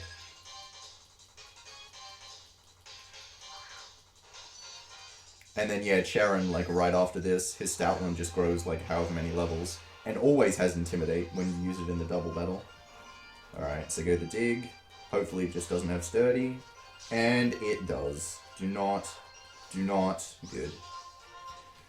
So it might seem like it might be a better option to lead with Iron Head there and try and get the flinch just so Sturdy doesn't happen. But it isn't. Because, I mean, 50% chance to not get Sturdy and then you just kill it. Whereas Iron Head is a 30% chance to flinch. So you're giving him a 70% chance to attack you. It's annoying because his other ability is Magnet Pull, which would actually activate on Excadrill, but the only way you can actually check to see if it has Magnet Pull is to go all the way through switching. Like, you have to choose another Pokemon and then choose switching to it, and then if it has Magnet Pull, it won't let you switch. It'd be cool if, like, if you just clicked on the Pokemon menu, if it had Magnet Pull, it was just like, nah, got Magnet Pull, you can't go to Pokemon. Because then you could see, alright, he's got Magnet Pull, go dig. But then if that doesn't happen, then switch to Iron Head. But it's not an option.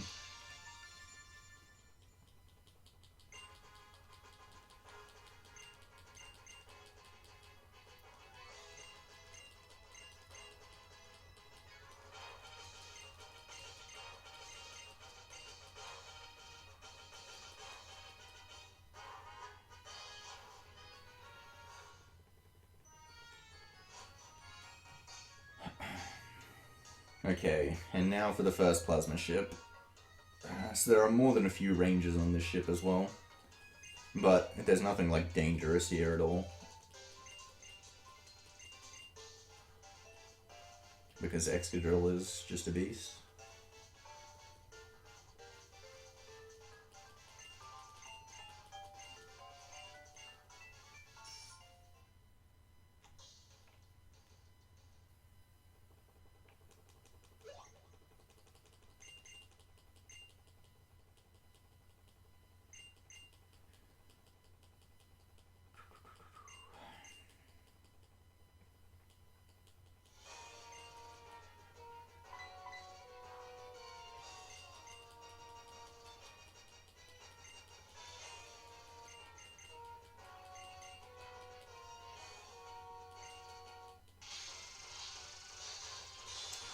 Alright, so first up, there's Coughing. Iron Head is a 3 in 16 range here.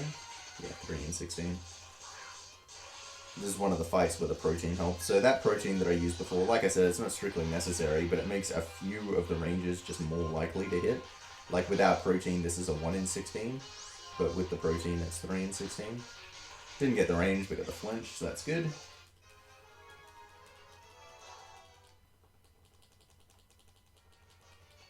The main one it helps on, the only one it changes from a range to 100% is on Iris, so on the champion fight. And that was the one that made me decide, yeah, okay, it's worth using the protein. Because missing a range on Iris and then dying would just be utterly awful. Excadrill is better than Volcarona because Volcarona has no moves, and Excadrill has the best moves ever.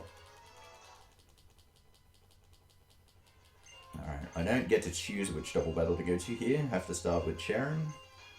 One of the other advantages of doing the manip Drilbur is because I don't get the soft sand or equip the soft sand, I still have the EXP share on.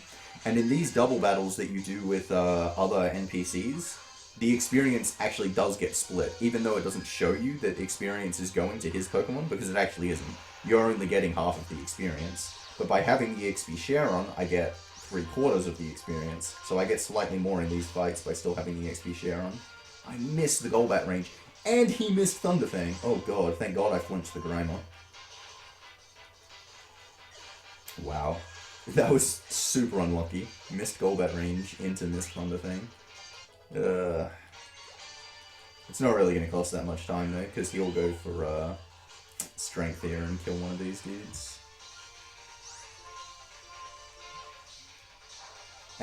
Or I'll get Fake Out. And you hit the wrong one. Wow. Wow, what a fight. I mean, it doesn't really cost that much time. It only costs like 2 turns. But just the chance of all of those things happening is just incredibly low. To take that to 4 turns.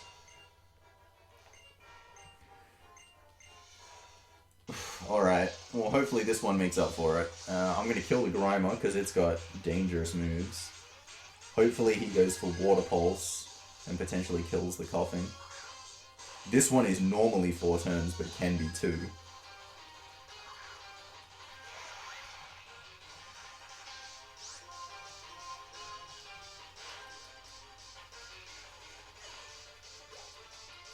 Or Coughing will go self-destruct, alright.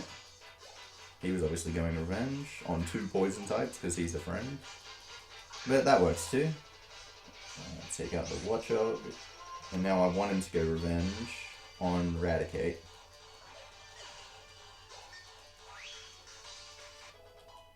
Get that Earthquake. Yes. You do.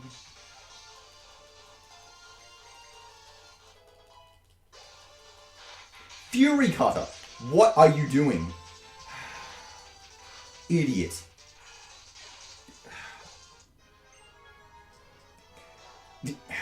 I got nothing. What an idiot.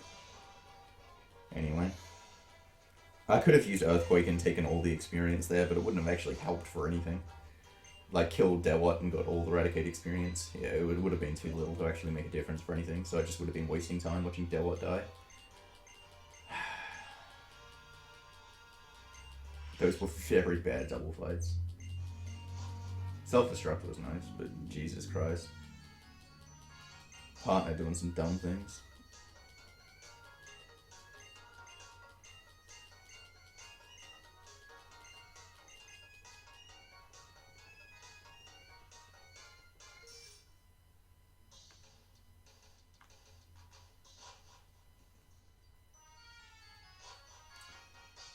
Okay, so now I'm going to go back to the mart.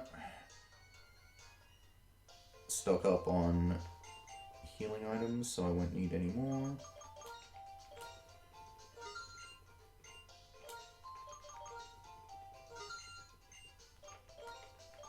And buy a bunch of max repels.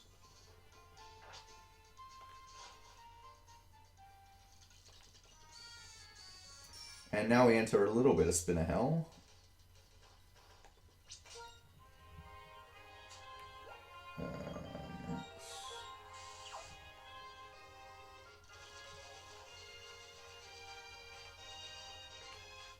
Oh, what? I had her range wrong in my head. Okay. I saw that she was facing down. I just thought I was past her range, but I was on her range. That's annoying. Ah, well. That's not a big deal. Now I don't have to worry about actually passing her, I guess.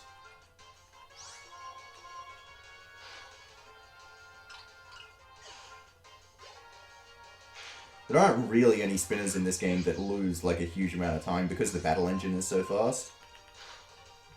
And pretty much every spinner in this game you just kill really quickly. So it isn't really a huge deal hitting them. So I need to go past her to pick up this elixir.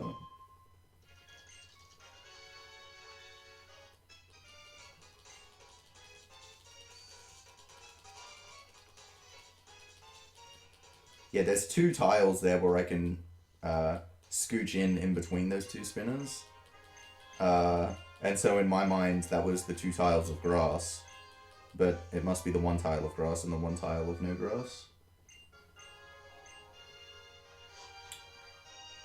So I'm going to run to this trainer instead of putting on the bike, because putting on the bike would create so much lag that I would actually lose more time than I would save by the movement being slightly quicker.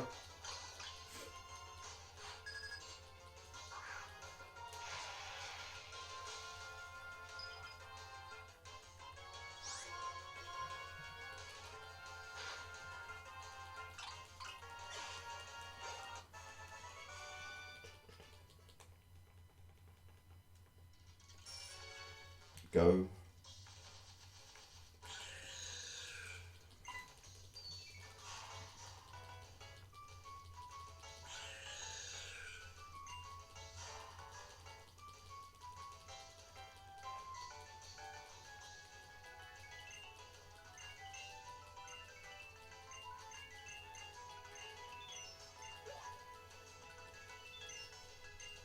Okay, so that was 3 of the spinners that I've passed now.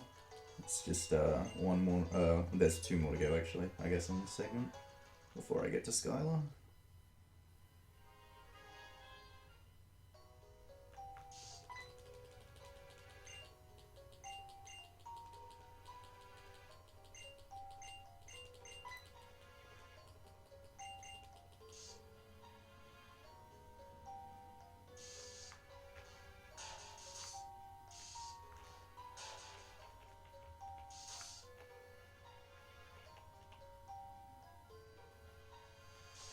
Okay.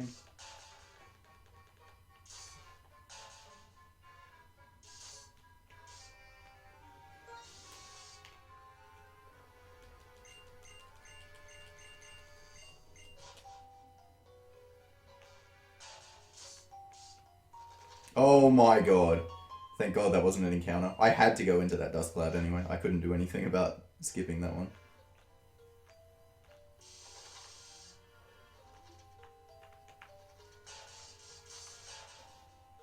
Yeah, that's another mechanic that, I guess because the dust clouds and the shaking grass are in Gen 5 that do make it a little bit interesting. Is that even with repels on, you can still get encounters. You can technically in like Victory Road get dust clouds to show up like in front of trainers and be able to skip trainers because they won't walk through dust clouds if they're in the line of sight. Which can be like you never expect that to happen or play for it, but... And that's never happened, at least to me on a run, ever.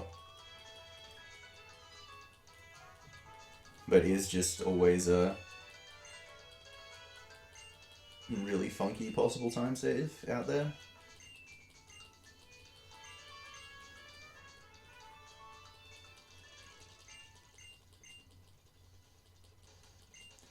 Alright, but now I'm going to duck over and see Juniper and get that lucky egg, which is going to...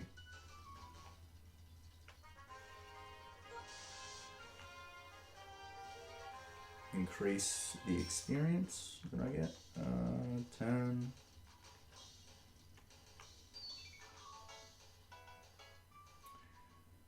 And this is also where pokes start to be 4 levels higher. And because of the way experience works in this game, in case you guys don't know, that you get more experience becoming a higher level poke when you're lower level. The experience I get, like, from this point onwards is just insane amounts. Excadrill ends up being just a complete and utter dominant beast.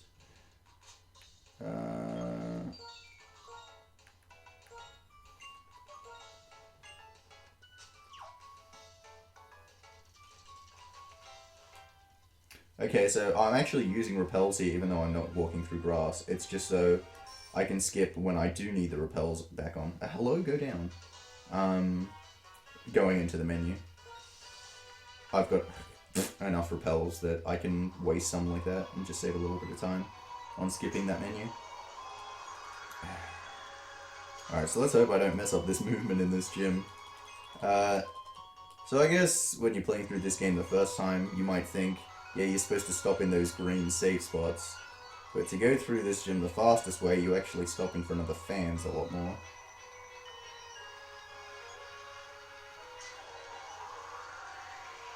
To skip a few wind cycles.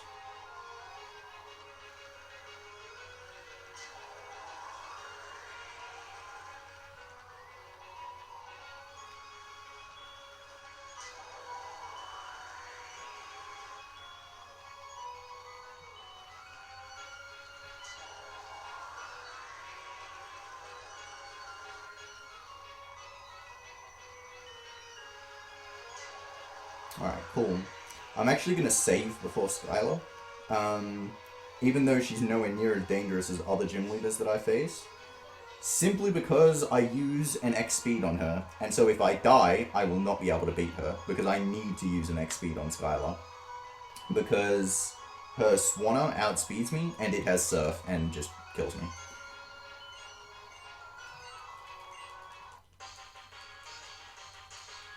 So she also leads with a Swoobat that has Unaware, so I can't one-hit, well, I can one-hit the Swoobat, it's a range that I never hit. So setting up here is actually just for the other pokes.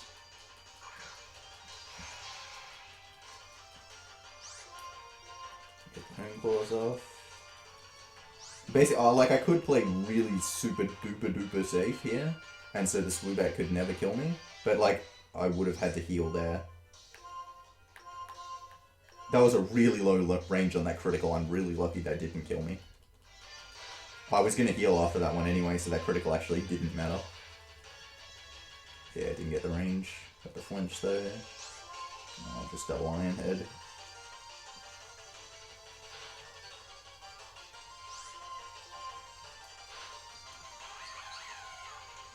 Like, I would have had to play so safe to make sure that I didn't die that I actually would have lost more time than saving took. So it was just a better option to save.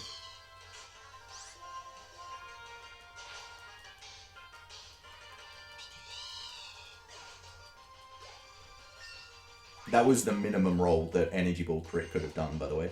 Like, the lowest.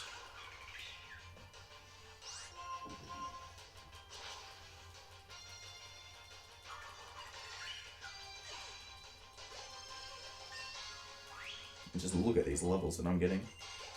I'm just dominant. Alright, so hitting that spin has given me 39 here, so I'm probably a higher chance of getting the 3 hit on this Skarmory. Dang. Didn't get the flinch, straight into agility. Do not. Okay. Can get defense rise from Steel Wing, which is not fun. And it just got it, so now I'm not going to kill.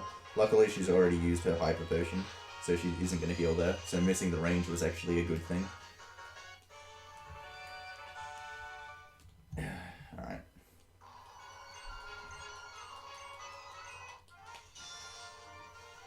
Not a huge deal, though.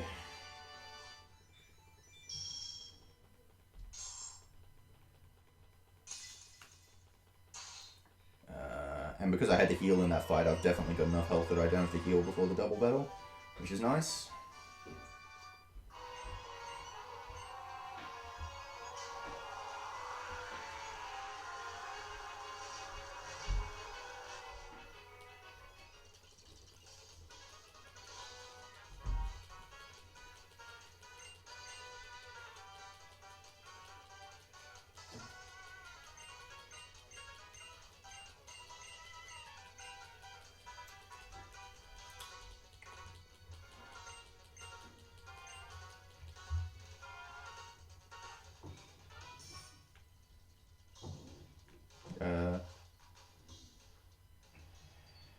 There's one thing that's really annoying with all the player cutscenes in this game. It's really hard to figure out when they end. So, like, putting on the bike and then moving straight away can be quite tricky.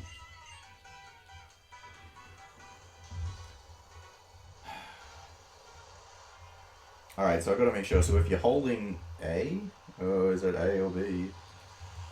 There are some walkers around here. Well, I mean, technically they're cyclists. But if you're holding one of the buttons, I think it's B, they actually move quicker, and they'll hit me if I do that. And I have done that in the past, and it's really bad getting hit by an optional, obviously.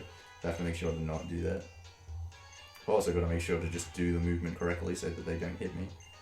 This is one of the weird questions where she asks you to do something. Normally, if you say no to questions like that, they're just like, nah, do it, nah, do it, nah, do it. But it's actually faster to say no to that one, because she's like, you're right.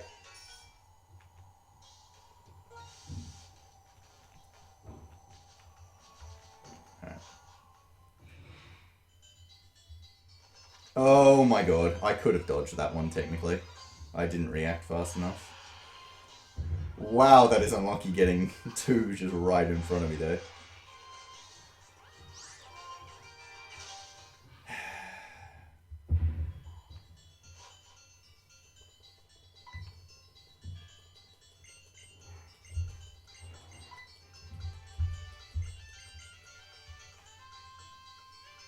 Alright, gonna bonk into this trainer on purpose.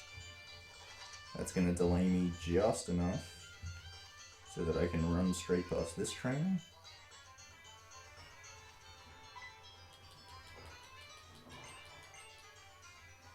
Ignore Bianca's request to go see that Heatran isn't there.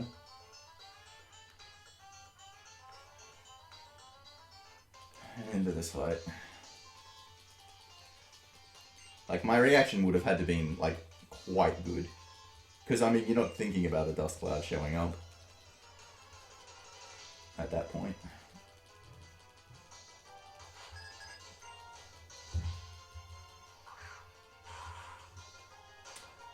Alright, so take out the Vibrava here first, because it has Levitate, even though it's sitting on the ground, and has Earth Power as well.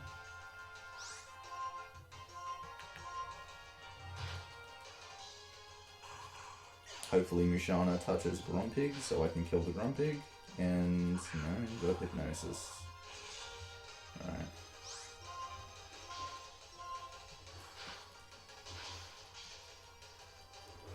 Please go for Shadow Ball. Go for Shadow Ball. Go for Shadow Ball. Hypnosis again. I like how it has Snore as well. Oh no, I'll do Shadow Ball. Idiot. God, these have been bad, bad double fight AI fights. I'm getting some awful luck from my partners.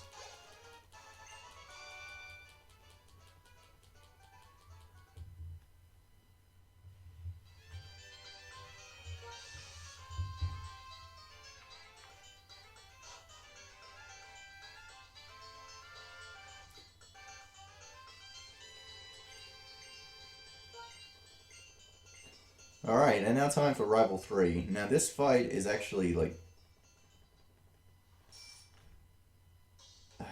Before doing Manip, this would be one of the hardest fights in the run. It's still not great, but it is a lot more manageable. So, his Unpheasant generally leads with Taunt, meaning I can only get +1 setup. If he doesn't lead with Taunt, this fight's really easy.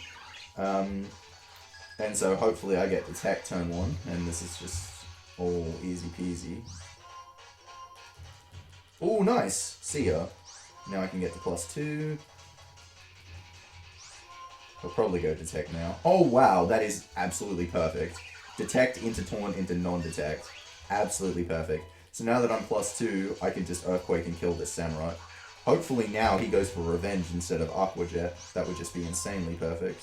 He did! Oh my god, that is remarkably good. And rare.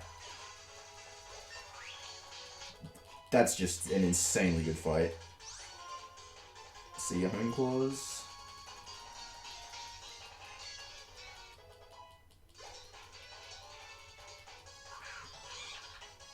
No damage and perfect time. Insanely good. Wow. Wow. Alright, all the like really difficult fights have gone really well, but then all the like middling ones have been really bad. Alright. Very nice.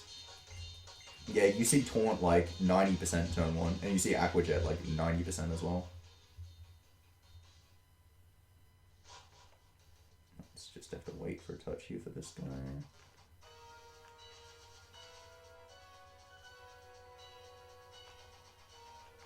Get in there. Get. Oh, Jesus Christ, this movement, dude.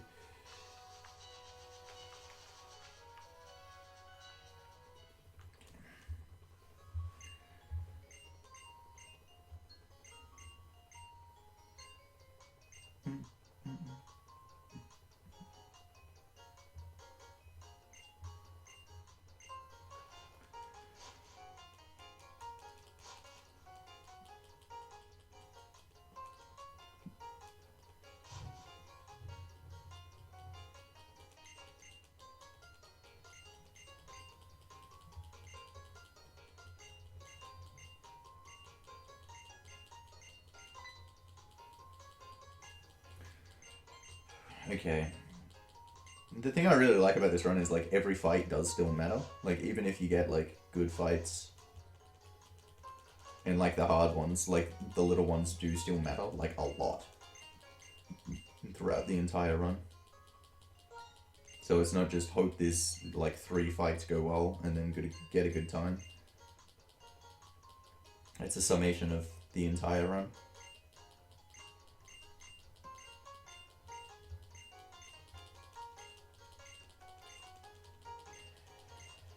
And in a lot of different ways, like it's not about hitting damage ranges, it's like partner AI and trainer AI.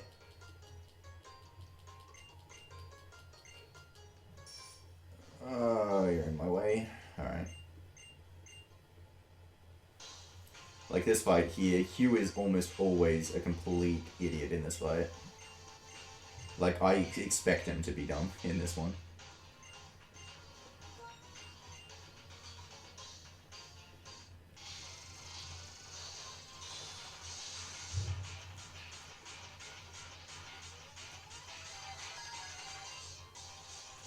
Okay. So I go for the rock slide here. It won't kill the Golbat, but it'll set it to really low health, so that I can manipulate Hugh into not being dumb, so that he'll kill it with Aqua Jet. Nice, hit them both. Because this turn he's probably using Encore, because he's an idiot.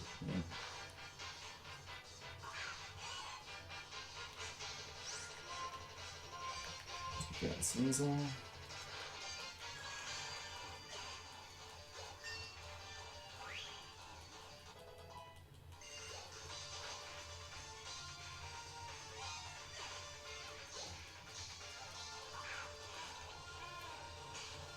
And finish up with Earthquake.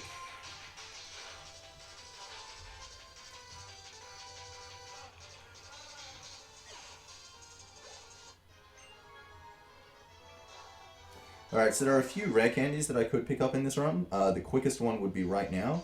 But another thing with doing the manip is I'm going to skip the rare candies. I'm not going to pick up any of them.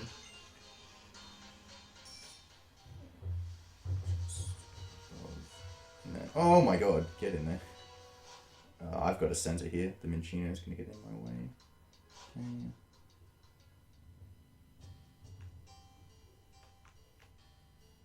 I haven't taught the HMs yet, so do that now.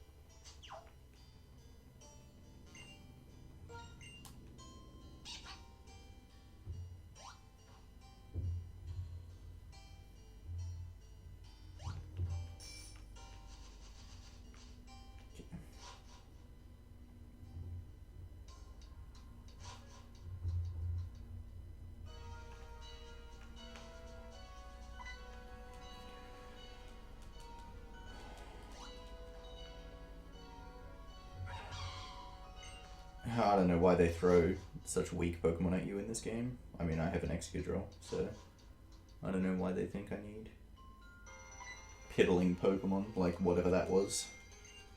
But anyway. So now I have access to the big mart, so I can buy X items. Now, it's almost worth not going to get X items, but it is just worth it. I'm going to buy some X attacks for some double fights, so I can just attack with Excadrill turn 1. If that was the only thing it was useful for, I would skip this mart and just let them die and use a Sword Stance and just take another turn.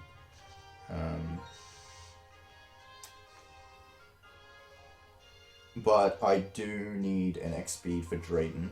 He just gets me with his Flygon and Haxorus. Like, just outspeeds me.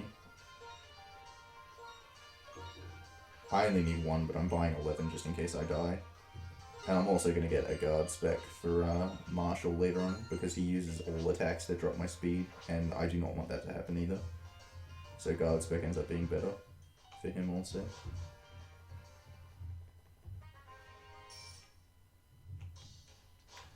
Okay.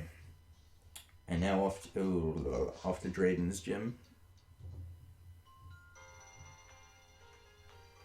Ah, come on, get in there. This guy's another example of I go to him so that he doesn't walk to me. Freshwater, not quite as useful as it was at the first gym. He just doesn't update his repertoire really at all.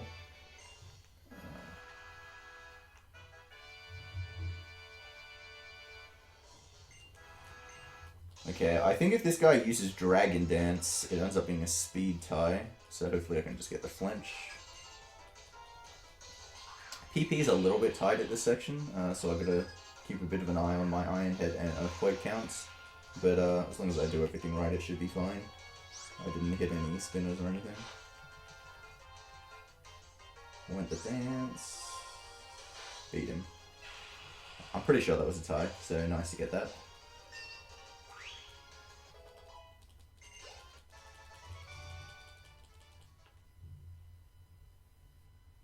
Because I'm at full health, so I probably won't have to heal. But if I got hit, I would have.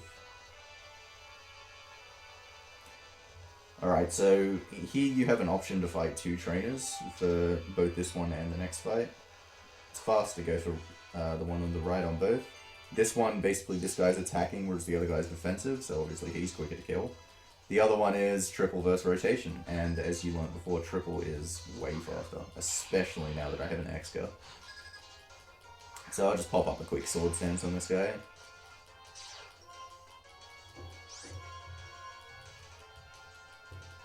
Dragon Dance, but I beat him. So that's fine. Didn't take damage again.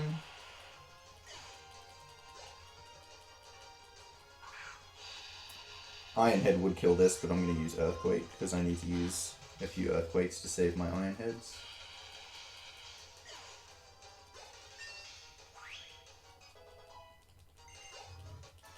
Okay, good fights.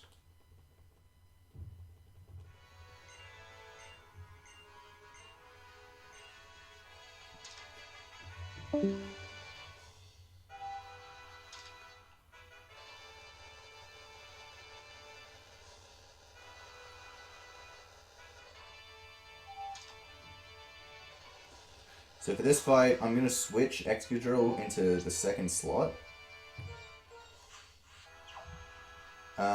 Because it's going to be a triple fight, and I'm just going to kill them all in one hit. And if Excadrill was on the side, it would not be able to hit everything.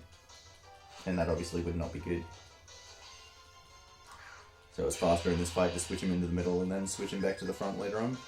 So this was one of the fights that I was talking about before, where I could just use Sword Dance and then just kill them the next turn. But it is slightly faster because I have them. Go the X attack and then just Earthquake. Go the X attack again. Because in this game you can use X items on partner Pokemon that are out.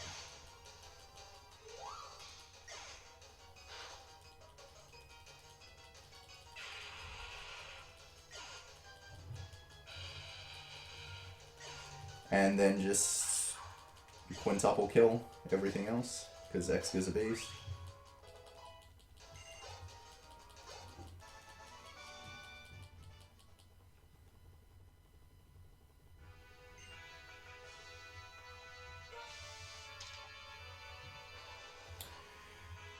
And now, speaking of absolutely bizarre AI, like you've seen the Rival do some dumb things, you've seen Clay do some dumb things, this guy also does some dumb things. So, he leads with Druddigon. Now, his Druddigon has Revenge, Rock Slide, and Crunch that he can use. Revenge easily does the most of them, even without it being double damage. Doesn't always use Revenge. In fact, it is the rarest of those 3. Crunch then does more than Rock Slide. There's no downside to using Crunch. It should have no weird AI to it whatsoever. But he can use Rock Slide. See? Rock Slide. What is he doing?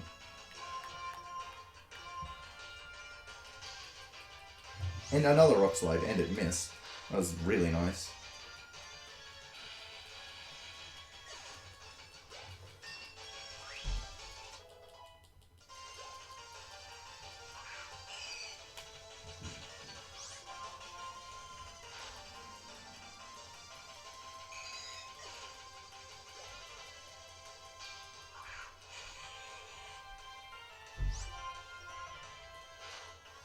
But yeah, this Flygon and the Haxorus both have Earthquake, so them beating me by like 2 speed is a little unfortunate. Do I have to use the X speed here?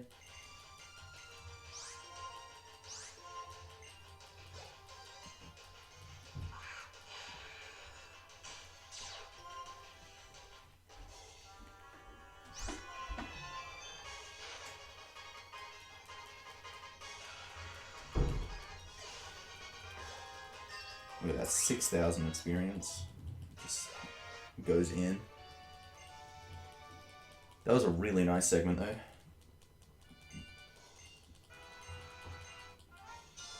Really good fights all the way through, except for that stupid double battle, but not much I can do about that. The Hugh fight and the Drayden one were like perfect, and took like no damage in between as well.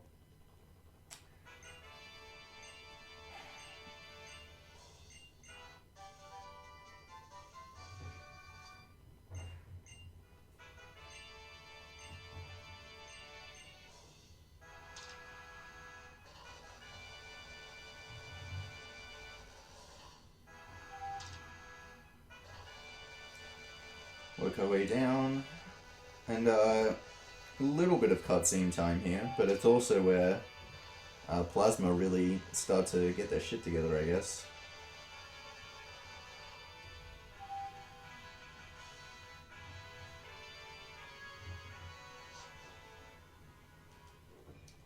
Someone in chat asked for split time. My split is minus 140 currently, so even with that really awful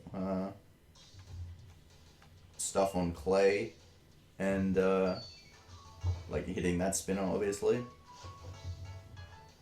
it's still ahead of pace in a marathon, so this run's like been really good so far.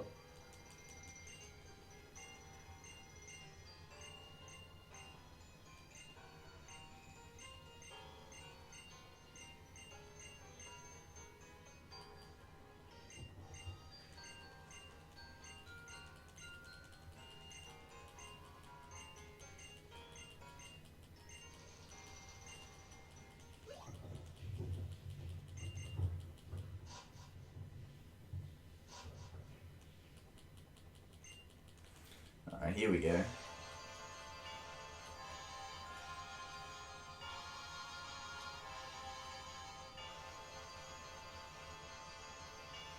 And playing safe, like saving before Skyla, which obviously I wouldn't do in a real run. So it'd still be like ahead of pace by that much as well. This is just being like really good.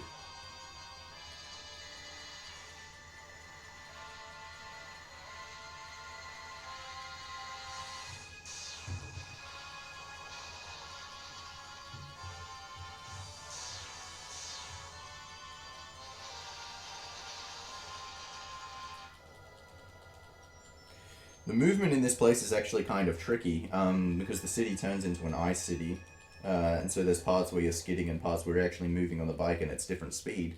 It's also a bit tricky because you can't really practice this movement very well, because once you beat the game and you can like fly around and practice movement, this ice is gone. So the only way to really practice this on console anyway, because emulator practice does not really help, because firstly because emulator sucks for DS games, but also because you're playing on a keyboard versus playing on a DS, is to, you know, do a run 2 hours up to this point and then just abandon it, save, and then practice this part. It's not really worth it. So you kind of just have to wing this movement and just be good, I guess.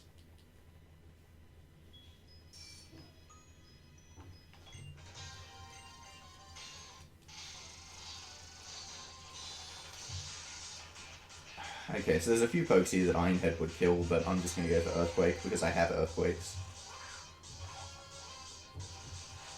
to burn. I get a free heal after Zinzalin here, so I'll be fine on PP. But I've got 6 Ironheads, and I need to use potentially all 6.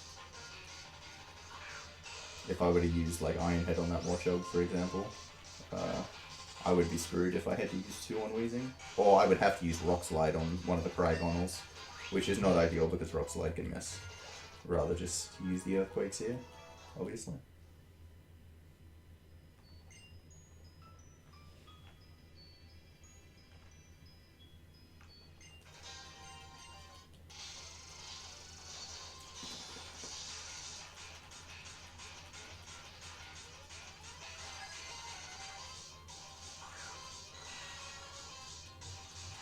I mean, there are a few things that, like, by having a manipped Exca along the way, like, that I could talk about all the time. Like, normally I would rock slide that Golbat if I didn't have an Exca this good, but I can Iron Head it because my attack is that good, and skip the super effective text and the chance of rock slide missing. There are things like that all the way through the run. The main thing getting a Manipped Exca allows you to do, though, is skip going to the desert. That's the big thing it does. Because you don't have soft sand, it does actually make its attack like pretty comparable for the most part. Where it kind of matters. Which is like E4 and like clay and such.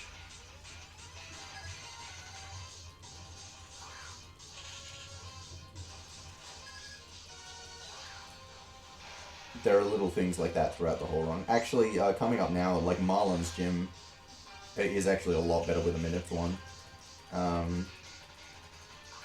Because you're really fast, you outspeed everything there, which really helps. And having the attack means you always get the ranges that aren't actually ranges anymore. Actually, is Golduck still range? Golduck might still be range, I can't remember. Starmie definitely isn't there. Okay, dang. See, I messed up a little bit there. I'm supposed to go outside. I'm supposed to like take 2 extra tiles and go to the left, so I don't skid on that ice, because the bike is that much faster than the ice.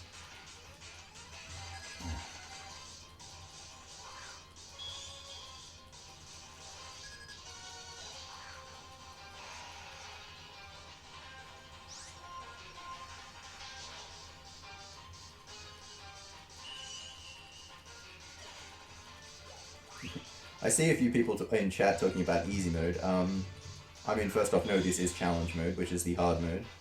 But easy mode, so I guess I should talk about exactly how it works. So challenge mode is much more difficult because they get higher levels, but mainly because the gym leaders get better IVs, and they get better moves, and different natures, and different items, etc. It changes everything. Easy mode doesn't actually change anything. It doesn't like make their moves worse, or their IVs worse. It does make their levels lower though, right? So you would still think, oh, so it's still just, it's like normal mode, but just a bit easier. Easy mode is actually the most difficult mode to run in this game. It is the hardest run of all 3. No one has done easy mode yet, but I know what the route would pretty much look like, and it would be the hardest of all 3. Which might seem a bit bizarre, but the reason for that is, notice the things that I said that changed. I said the level changes, the IV changes, moves, nature, items. Not once did I say stats.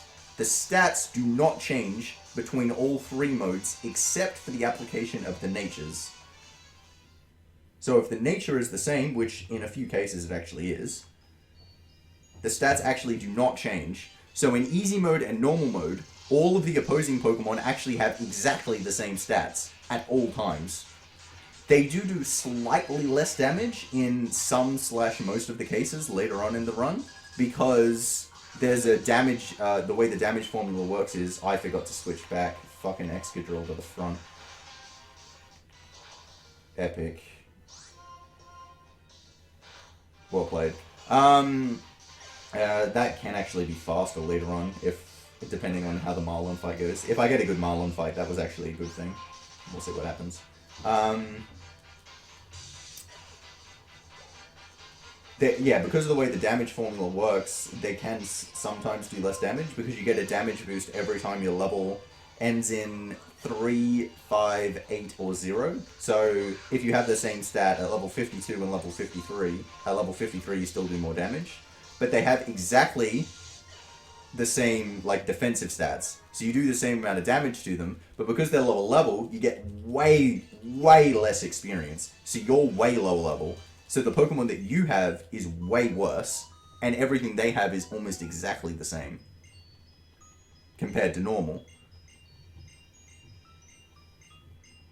And it's so much different that it makes the run even like harder than challenge mode is, like to a very high degree.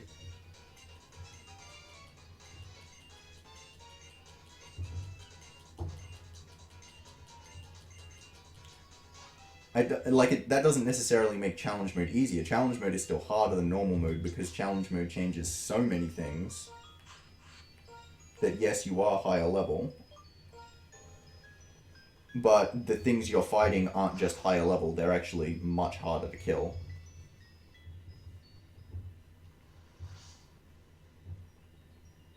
In the gym leader aspect, anyway. And Elite Four.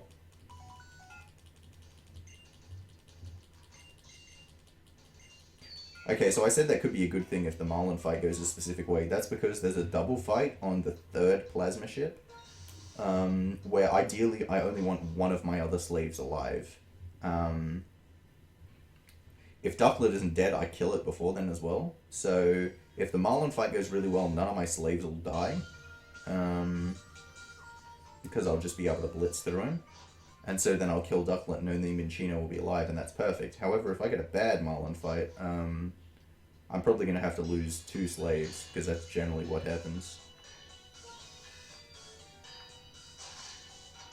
And then I'm probably going to have to revive one. I could do the double fight just as 2 singles, but it's faster to do it as a double with 1 slave alive. So I'd probably just revive one of them, depending on how many revives I have. Oh, I get max revives at that point. Yeah, no, I just revive.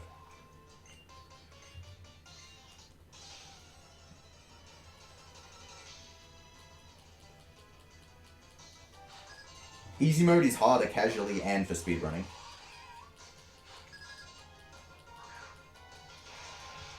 Because like I said, like it doesn't matter if you're playing casually, you still get less experience, like way less.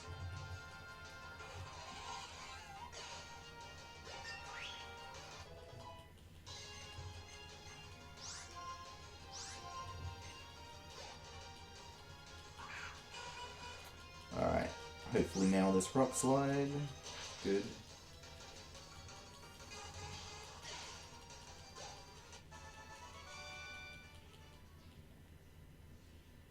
I mean, Minchino is the best slave to have alive for the doubles. It can't be Ducklet, because I need to kill my slave with Earthquake, and obviously Ducklet is a flying Pokemon.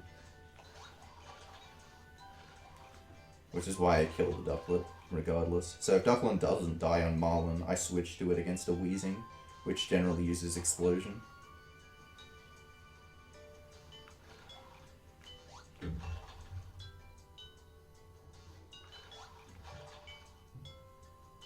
But yeah, like if my speed IV was like say 20, that Floatzel there would have outsped me, and so would this Starmie, but it's 31.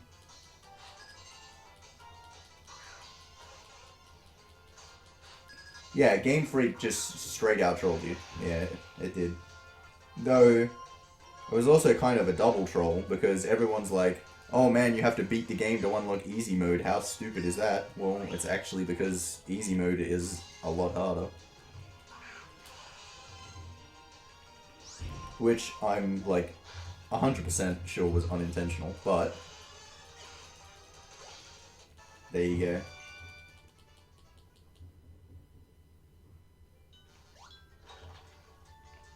I do want to like fully route easy mode sometime in the future, but basically like in normal mode you can do the whole run with Embor, but you can't do that in easy or in challenge. But in easy, you would have to get Drilbur later, because Drilbur would not get enough experience to be Excadrill when you want it to be. So you would get it, like, after Clay. So all 3 runs would have really different routes. But anyway, here we go, Marlin. So we want some flinches here. Gotta go for some flinches. Gimme the flinch. That is not a flinch. Please do not burn me.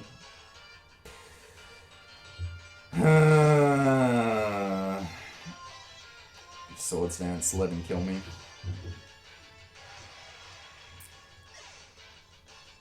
Come on down, Ducklet.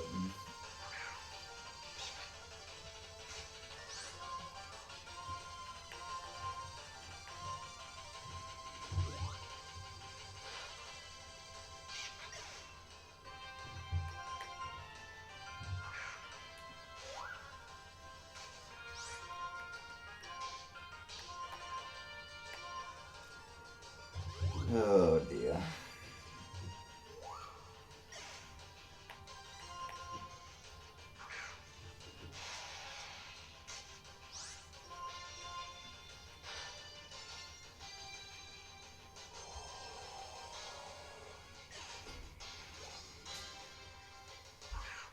Okay, at least get this one.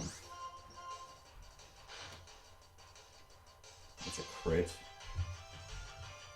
Okay, good.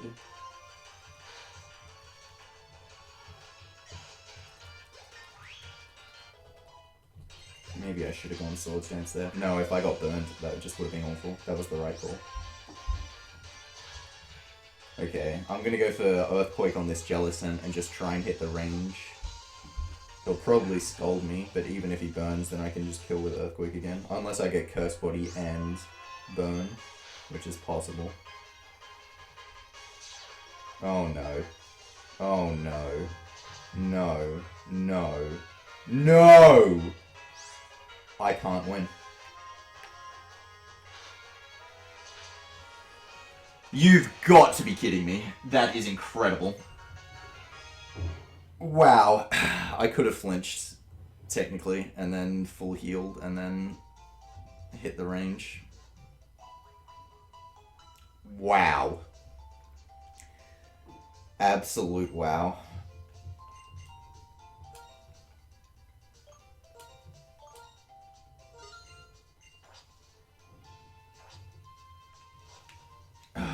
That's incredible.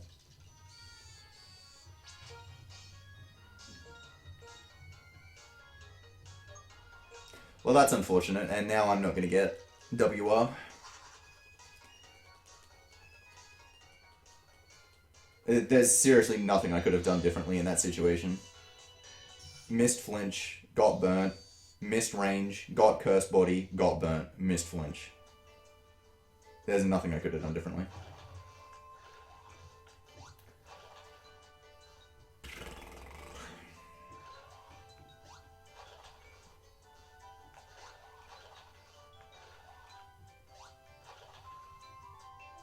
No, I'm gonna say no. Because I'll run out, because it's been... because I've had to run all the way back here now.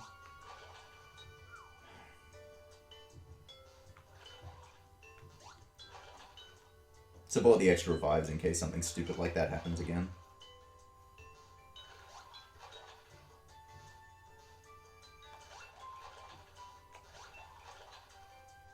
Watch though, I can pretty much guarantee this fight's gonna go absolutely perfect this time.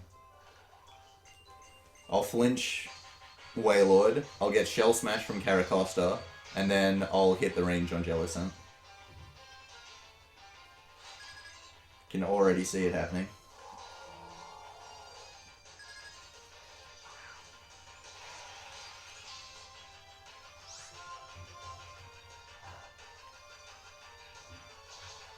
Nope. Again! Jesus Christ. It's better to just take the death here because, like, I don't have full restores. So it's faster to revive than to heal all that off.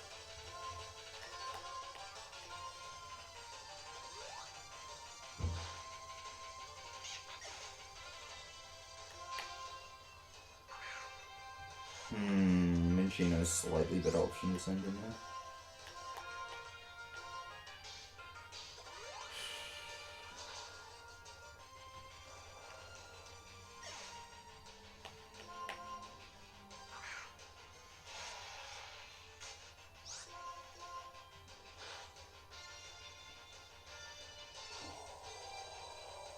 I love how I'm getting Scold as well. That Mantine usually leads with Rain Dance. It's like, I would say about 70% to use Rain Dance. Shell Smash. Can just Iron Head again because of that defense drop, it'll kill.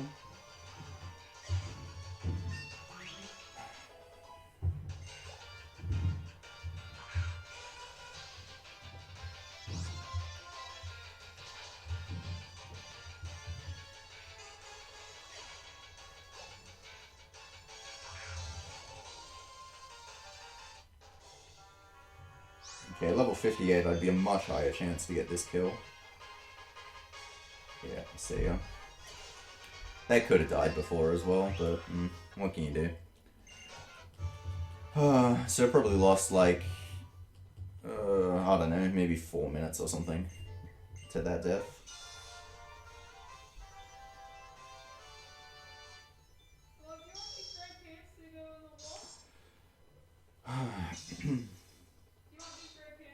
Just incredibly bad luck though. There's like seriously nothing else I could have done in that situation. But now I do only have one slave, which is perfect for the double fights coming up. Oh, well, the double fight coming up, I should say. And now Marlon leaves to the top of the gym, and then shows up at the bottom of the gym, because he's just that good.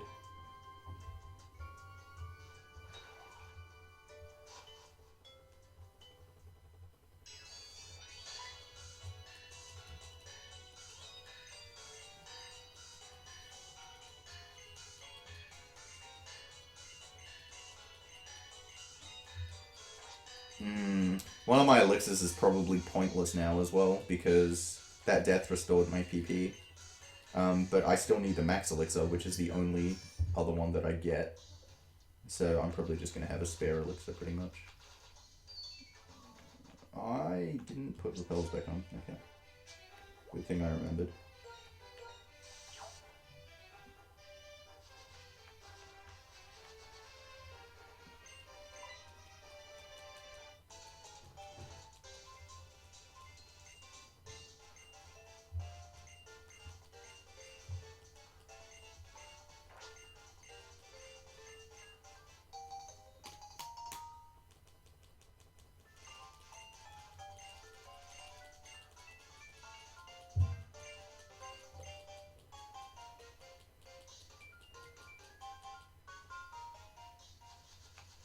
Oops.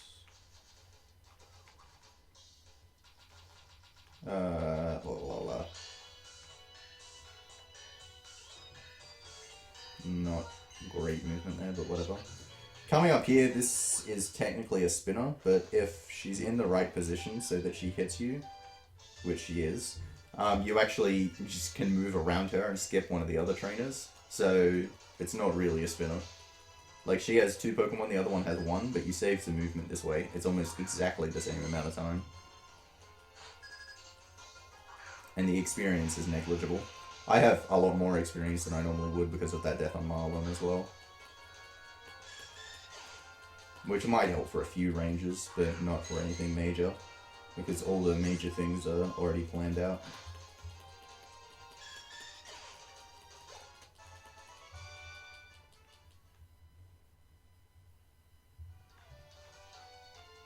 Oh, I'm bad.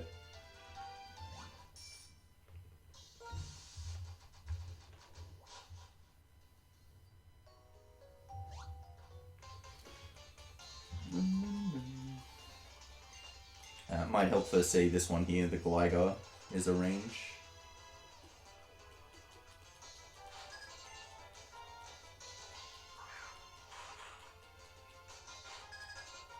I think it's usually like 3 and 16. Because I'm level 59 instead of 58, it might be like 4 and 16. Like, because of the level boost that I talked about before, the level boost actually does a lot more than stats would, like... Well, or I can just crit and kill. Like, the amount of damage you do, like, the range increase from, like, level 58 to 59 would be, generally, 1 in 16. So it takes it from, like, a 3 in 16 to a 4 in 16. But between level 59 and level 60, it'd go from, like, 4 in 16 to, like, 9 in 16. It'd be a lot more because of that level boost.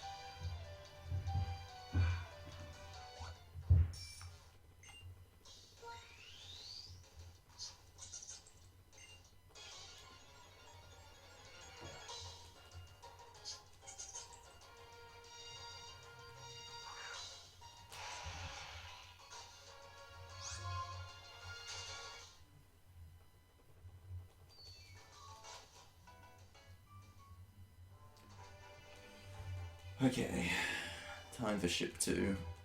So usually I'm like really cautious with my PP here as well because I want the elixir to get 10 into Earthquake and into Iron Head so I can just have enough to get through to the end. Actually no, the second elixir will help. I'll be able to Earthquake all the Pawniards after Chorus. That'll be nice. Yeah, because I'll keep Earthquake PP so that it's fine for Chorus. Yeah.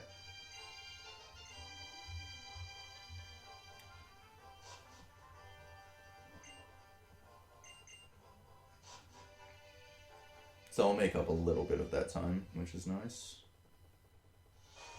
But it's still like really loose now, the PP. Can use it pretty much whenever the hell I want.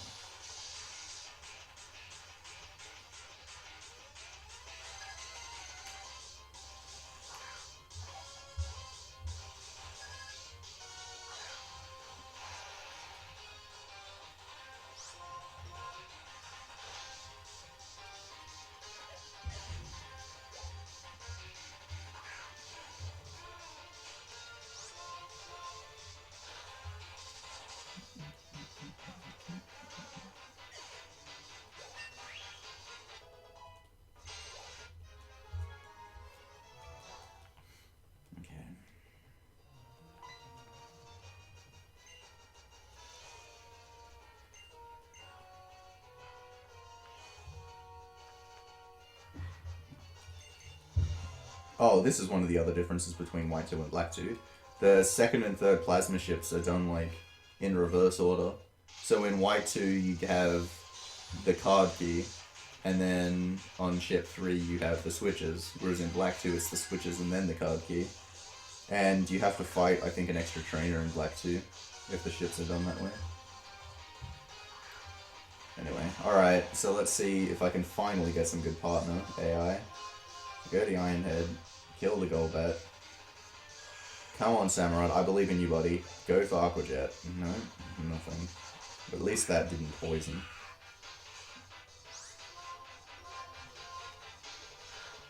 So he won't die to poison.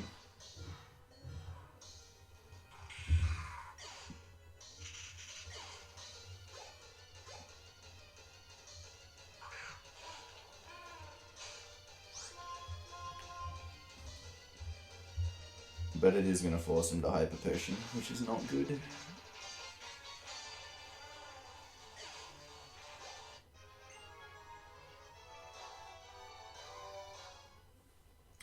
Unfortunately, while I already know the password, you still do have to get the key, the card key to be able to actually enter the password.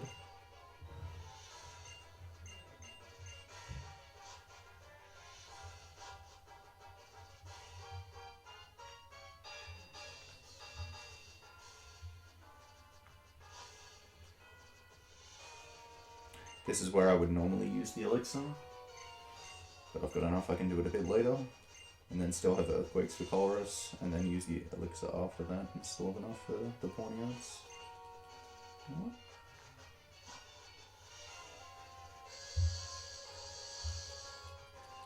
And this is the other trainer in the run who, despite not actually seeing you, throws up the exclamation mark.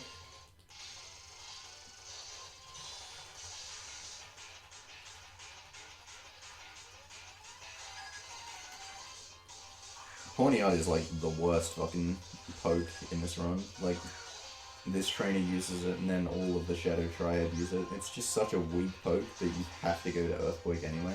It gives like no experience.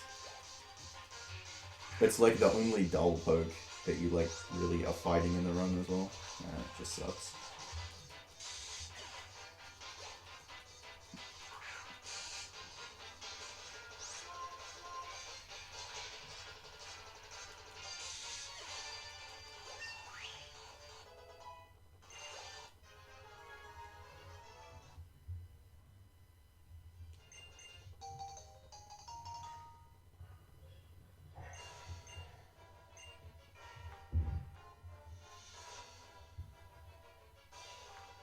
Okay, and there's the plasma card.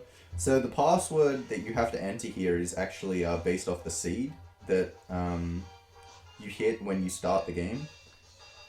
There's 4 different possibilities this can actually be. My one is Zekrom for this seed, which is actually not one of the good ones, because there's 2 where it's only 4 characters. And then Zekrom and Reshiram. But you can't tell what the password's going to be until you actually like get up there. Like when you're searching for seeds to hit to be able to manipulate the Tepig to have really good stats. And it's not really that much of a concern. It's like, you know, oh, I lost half a second by having to press 2 extra characters. But it is just a shame that, unfortunately, my good seed for good Tepig gets Zekrom. Someone else with a different DS would save time over me at that point. Okay, so it's much more likely that Samurott is not an idiot in this fight and goes for the Aqua Tail.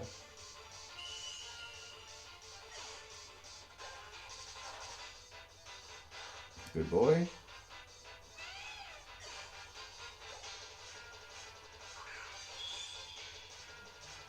And whether they set it up this way or not, I don't know, but these are like exactly 100% kills, this Aqua Tail. Like if it gets a minimum roll, it does exactly 100% of Watchog's health here. And he... Unbelievable.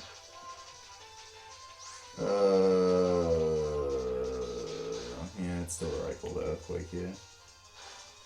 Kill this fool. Alright, got the Weavile range. I can Iron Head the Scolipede.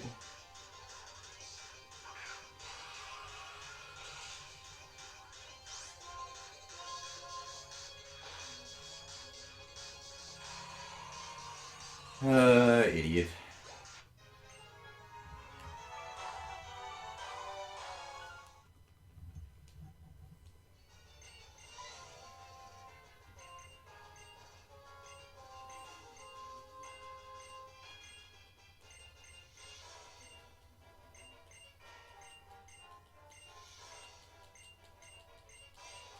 God, my part, like, have I had a good partner fight? I think every single one of them has been bad. The Cheren one was bad, Hugh one was bad, Bianca was bad. The Hugh 3 one was like standard.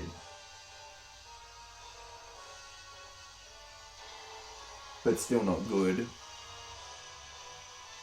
Both of the ones with Hugh there were bad. Oh god, partners have just been garbage.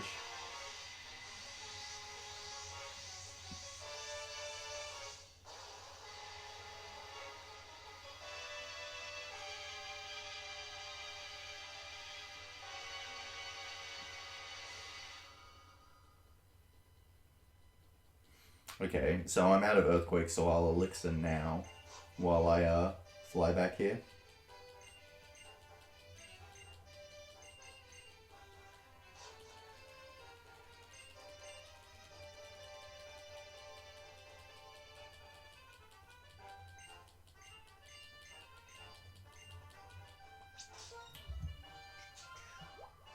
Elixir, what? Hello, back.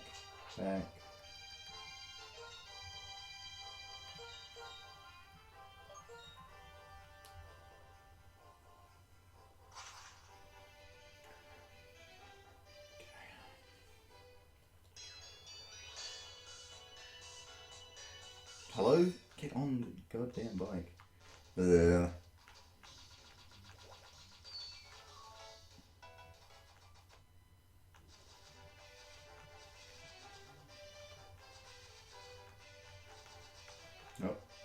Oh. Okay.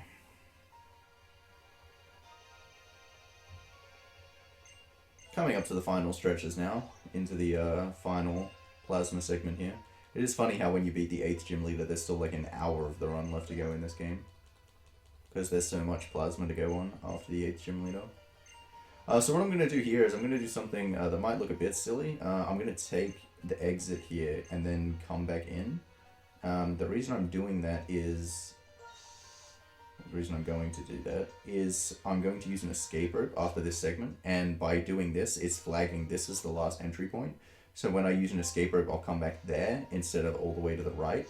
That alone actually makes that still slightly slower to do that. However, if you were noticing like how I was getting there, I was going through a one-tile corridor all the way through. It's actually a really high chance, or it's the highest chance anywhere, and it's already happened twice, that a dust cloud will show up and be completely unavoidable. And the added chance of that happening and how long encountering a dust cloud takes makes it a percentage play to go flag that, to then use the escape rope and respawn there. Okay, so this is the wheezing I was talking about, where if I got a good Marlin fight and none of my slaves died, I would switch to Ducklet, because this wheezing generally uses explosion, and it generally does not die to Iron Head.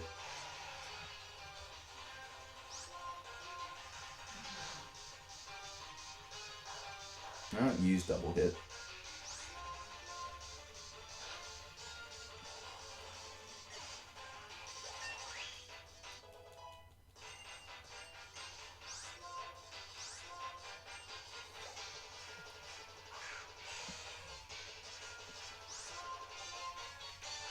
But I had a bad Marlin fight, so I only have one slave alive, which is perfect. Because the double fight is right after this.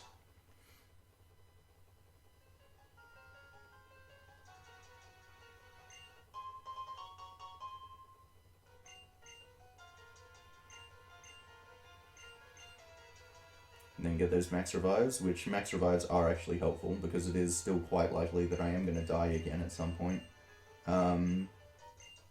Specifically against Marshall in the Elite Four. It's really likely that I die to him. It's almost intentional to take the death against him.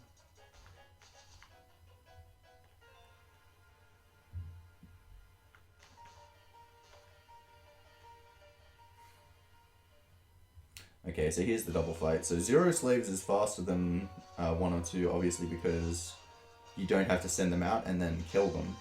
1 is especially good compared to 2, because on turn 2, obviously if I had 2 slaves, I would use Earthquake. Even though there's a Golbat on the stage, to be able to kill my partner Pokemon so that it doesn't get experience, as well as kill the Scrafty, is what comes out. But with 1 slave, I don't have to use Earthquake. And because I don't have to use Earthquake, I also do not have to use an X attack. I can use Iron Head and that'll just kill the Scrafty without using an X attack here. So it saves me time on the first turn as well. Because even though Earthquake is 100 power, because it's hitting everything on the stage, in double battles, well, in Gen 4 plus anyway, it gets its power cut to 75, so Iron Head does slightly more, and that's just enough to take out that Scrafty. If I had 2 slaves, I would have had to X attack turn 1. I go to the Rock Slide, hope these hit. Good.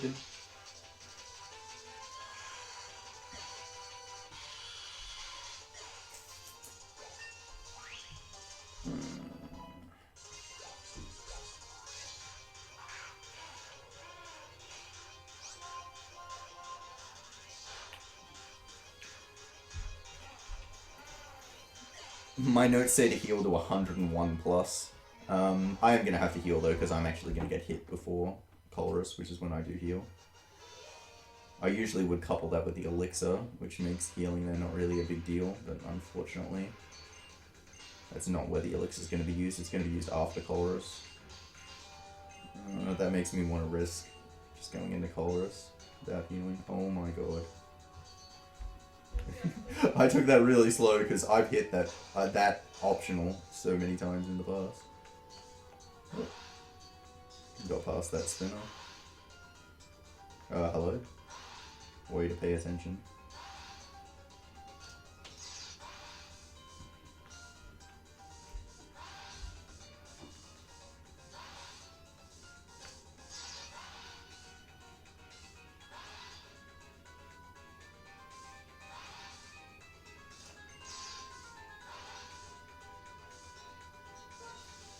Hello?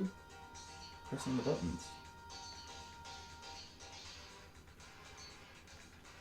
Anyway.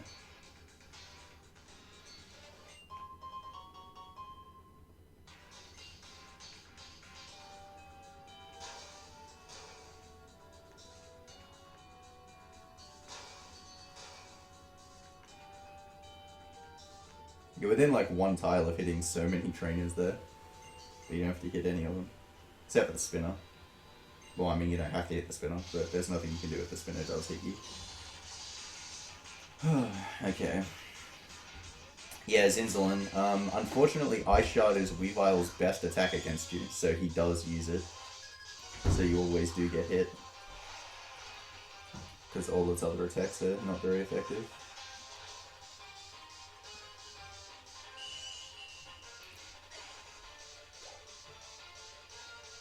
I'm really considering not healing going into chorus, but I have no slaves alive, so if... Like, I would only play risky up to the point where, because he has 3 Pokemon that'll attack me, and I go for flinches on all of them. I would only, like, play risky up to the point where if I didn't get a flinch and one attacked me and it would kill, I would just heal. But I would have to get 2 flinches for that to work. And I could not flinch one and then one crits me and then I die. And I have no slaves alive, and getting back to this point would be awful. So I am just going to heal, because it's incredibly likely I'm going to have to heal at some point anyway. So I may as well do it and not risk that chance of dying, because that would be a huge time loss if it happened.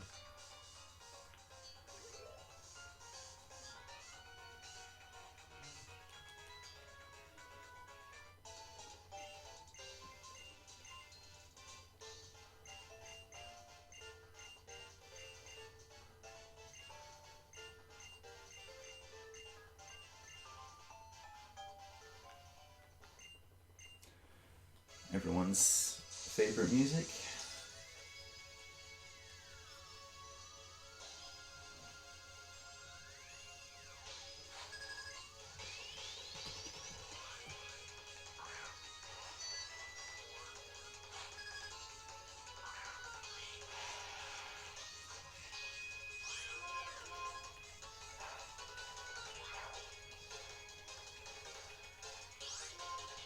So I have to Iron Head the Magneton and the Magnezone because they both have Sturdy, and then I have to Iron Head the Klinklang because it's holding an air balloon.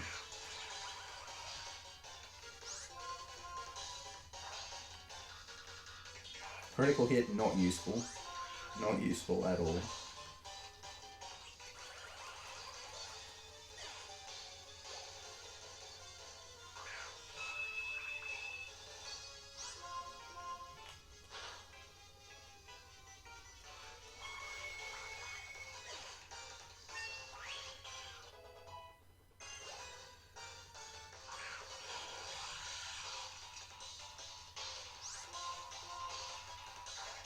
Probably go shift gear. Hopefully we'll go shift gear again. Yeah.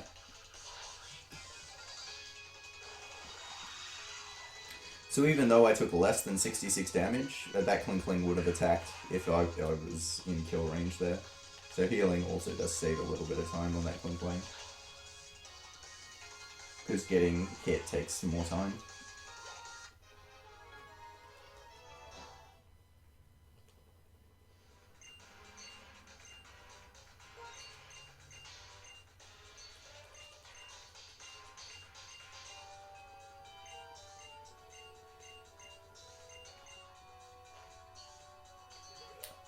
Okie.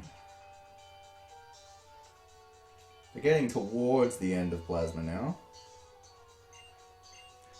Just a few more fights to go. And now we get the huge surprise of who is really behind Team Plasma.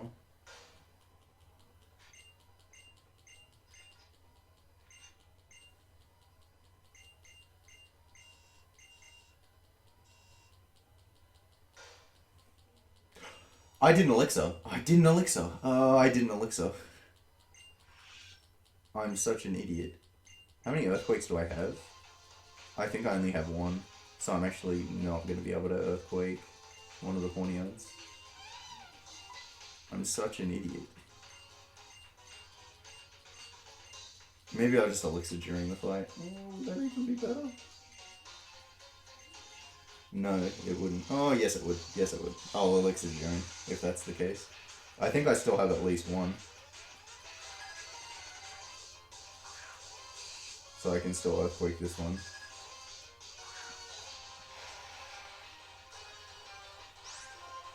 Oh, I still have 2. Okay, that doesn't matter at all. Whew. I mean, so I decided to use the elixir after this fight because I still had 2 earthquakes, so it actually doesn't matter when I do it.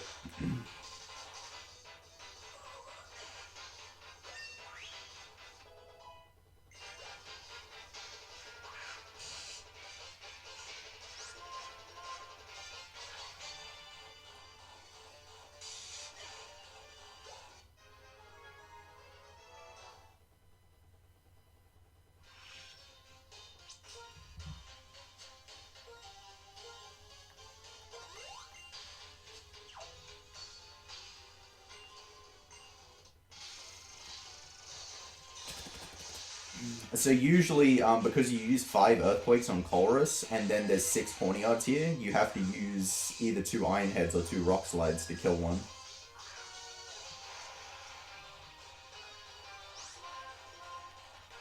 But because I got my PP back on Marlin because of the death, I could use one of the elixirs late.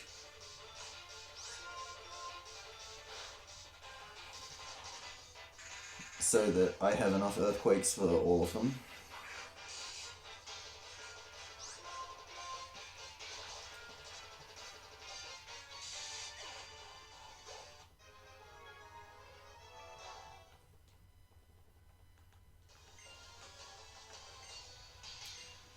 Unfortunately, this Excelgor is so fast that this one actually still outspeeds me. It's the only thing left that outspeeds me.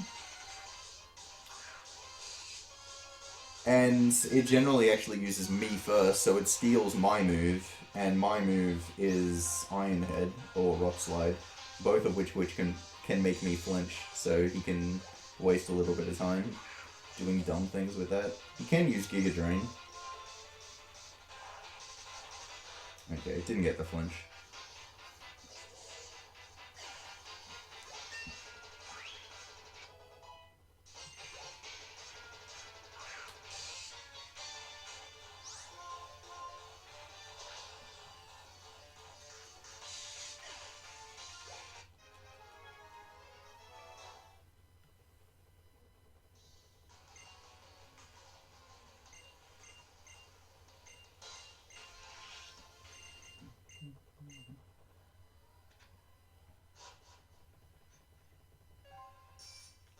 What?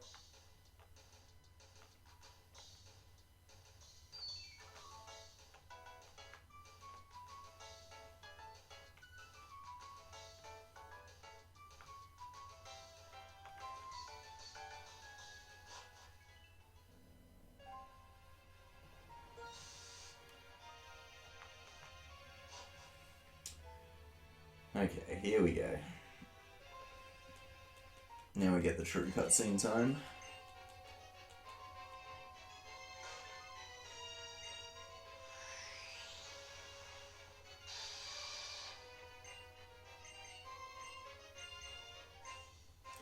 Which, because this goes through both screens, is going to look pretty busted, to be quite honest. I do, like, when I played this game for the first time, though, this cutscene did, like, get me really pumped for the incredibly mundane fight afterwards. Also, damn, this fool, like, literally trying to kill you.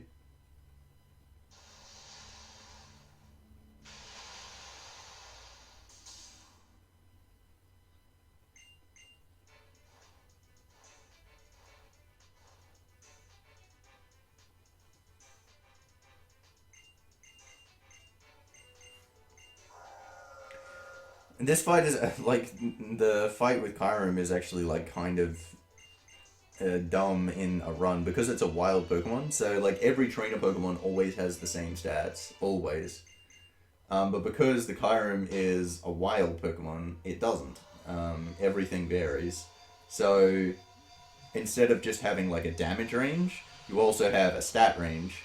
And it's so big that it's actually possible that as beast as Excadrill is, and you've been seeing how much of a beast it is, it's actually possible that even with Iron Head, which is super effective against it, it won't die. However, its stats have to be so good. Like, it has to have a plus defense nature, and then, say if it's like HP and defense are both 25, it's a 15 in 16 chance to kill with Iron Head. If they're both 31, I think it's like 11 in 16. So you have to get incredibly unlucky to not get the kill, but it is possible. This is another thing where in Black 2 it would be Black Kyurem instead of White, which has slightly higher defense, so it would be slightly higher to live. However, if this one does live, it has Fusion Flare, which is super effective against Excadrill and would actually do a fair amount of damage. I would never heal before this though, because it would just be so unlucky if you actually did die at this point, that the comedy value of it would be worth it.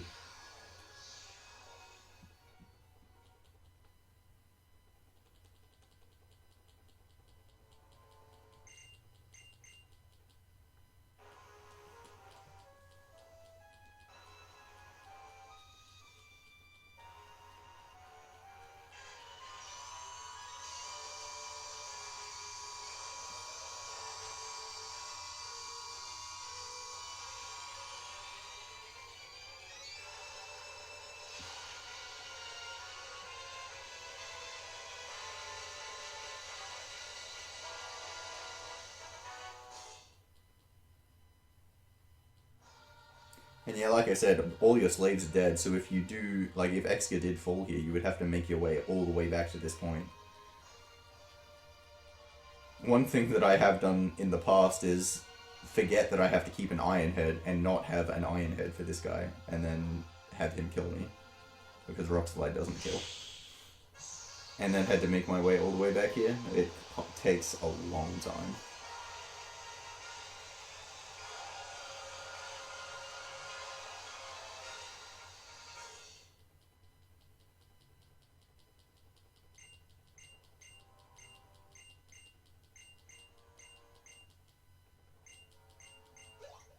But yeah, I get a free heal right after this as well.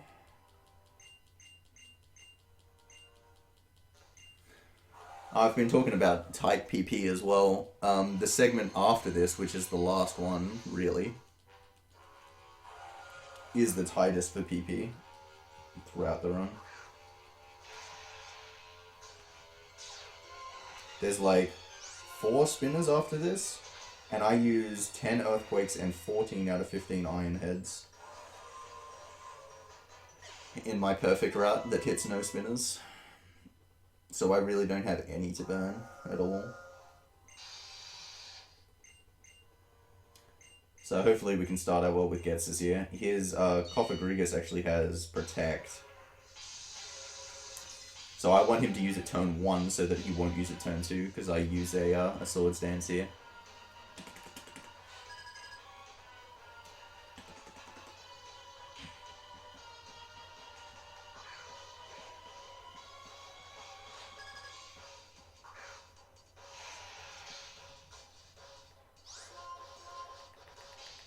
He didn't. This is bad. Don't. Okay, good. Good. I did not want him to protect that, because like I said, I use all 10 Earthquakes. I can kill him with Iron Head, which is what I would have had to do. I would have had to switch to use Iron Head, but then I would have had no spare Iron Heads or Earthquakes. And Iron Head is slower to kill Confronting with, because it has Mummy. So then that activates Mummy, so then I get Mummy, and watching that wastes a bit of time. The damage there doesn't really matter. I just didn't want to protect turn 2, which I didn't get, so I'm happy.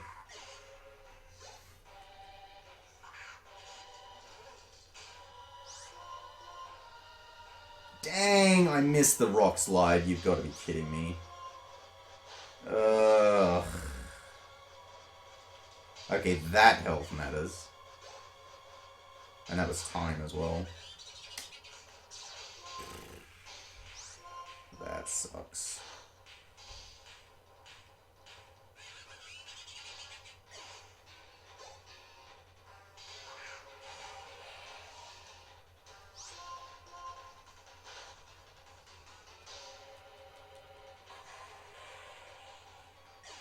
Bleh.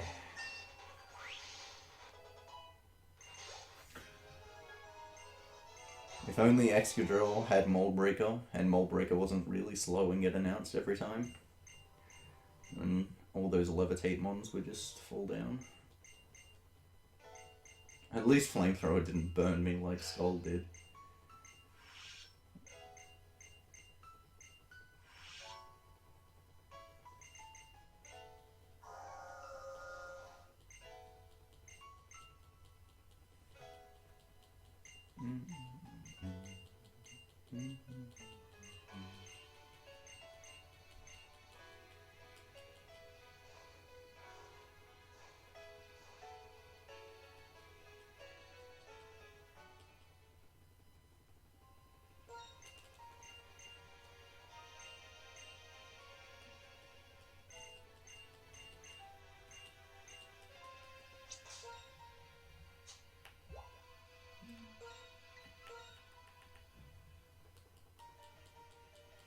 How much can Sock do?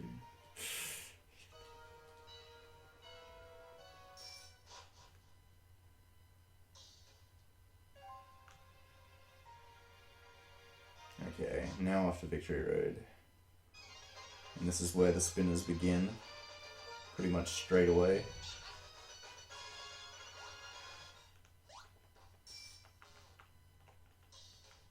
Fuck! Wow. That was just unlucky, like that wasn't bad play, he got me. This is a bad spinner as well.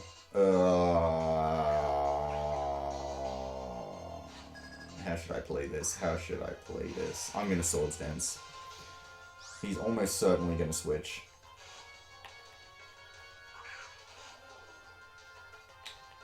But I'll play it safe in Swords Dance. I still have to Earthquake, even though Rock Slide could kill this, because he has Cursed Body. And I need to use Rock Slide on the Emolga. Okay, so now I've lost my Earthquake. Okay, I'm gonna have to figure out what I'm gonna do about that.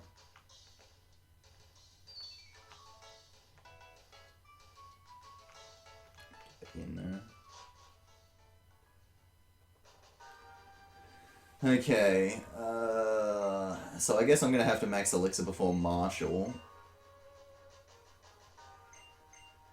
And then I'm somehow gonna have to keep it through, so I'm gonna have to throw out a few Rock Slides during the Elite Four, I guess.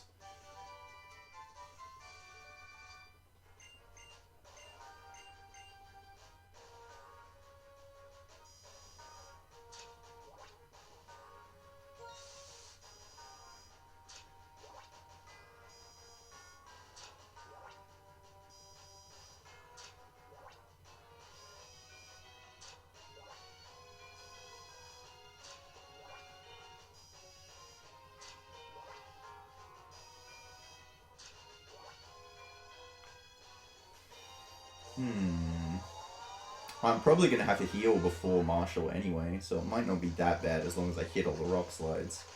That, of course, assumes that I hit all the Rock Slides. I would rather just not be using Rock Slides. Yeah, I think I can still work through this. No, come on. I probably should have just stayed up there and then moved down one, but whatever. I have to be on this tile anyway.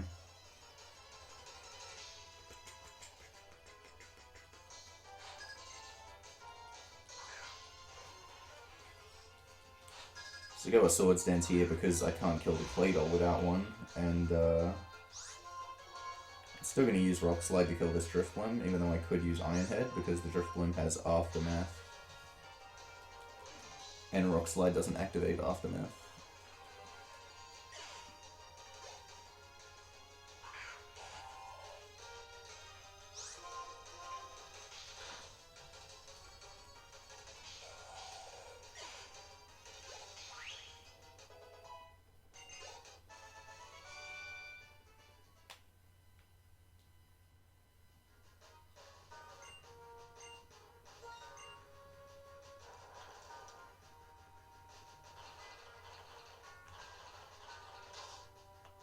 Oh, come on.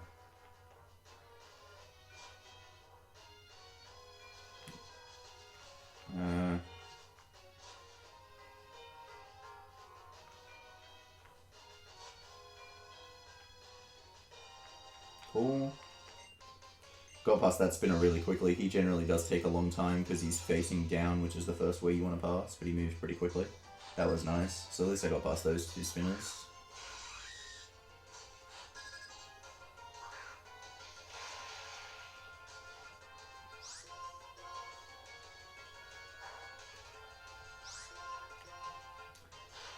I mean, guaranteed kill range for Sork on Brick Break.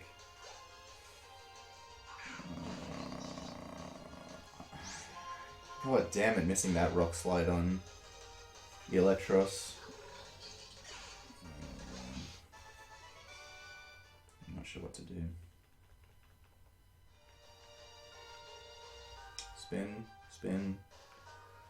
Thank you. I think taking the death is better. I mean, I could always just flinch the Sork as well. I think taking the death and then max reviving is better than healing now. Alright. Dark Room. Oops. Come on. Come on. There we go. Yeah, so there's a Sork up here that has Sturdy, this trainer. The minimum it can do with Brick Break is 122, and I have 121 HP, so unfortunately, if it does get an attack off, it will be Brick Break. It can use Rock Tomb if you're not in kill range. But unfortunately it will be Brick Break and it will kill. But I have max revive, so I'll just use one of those if that happens. Oh, I will get to 71, so I suppose it technically might not kill. But hopefully I can just get the flinch here anyway. Not have to deal with that.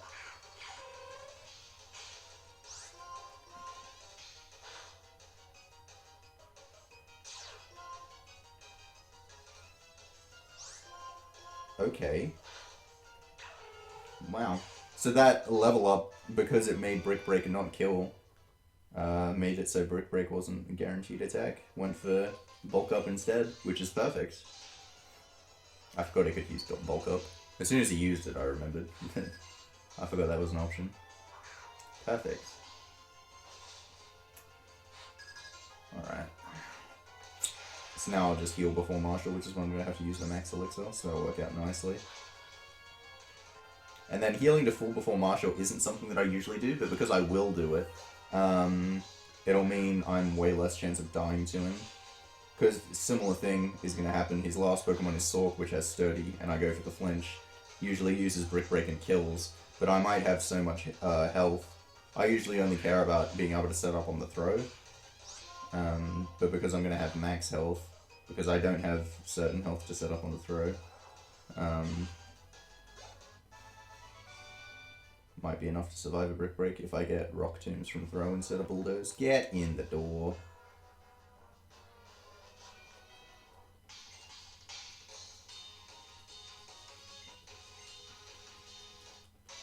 Okay, so this can be either Swagger or Facade. I don't want to get hit by Swagger because then I'm going to have to heal the confusion. Just lead Facade would be better.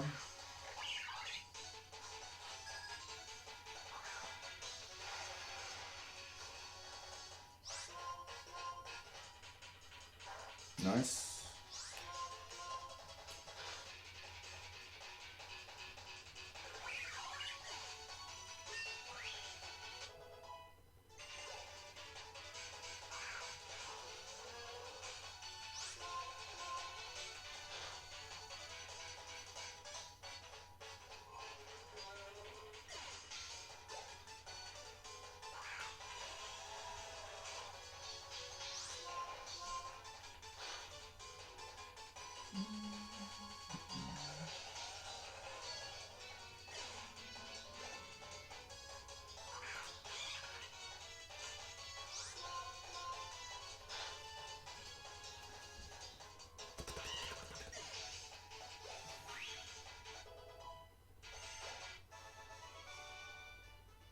Okay.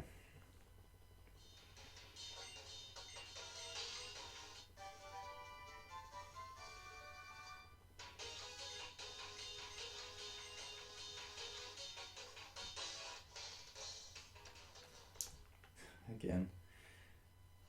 Can't do doors, man.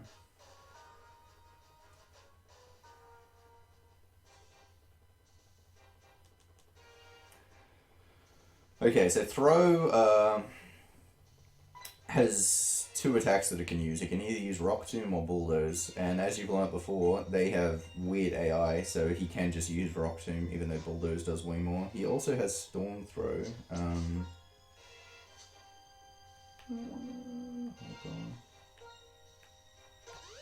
Which would do way more, but because my speed is going to be higher, he always uses the lower speed attacks. Alright, and I'm going to have to make that PP go through all of the Elite Four and Champion.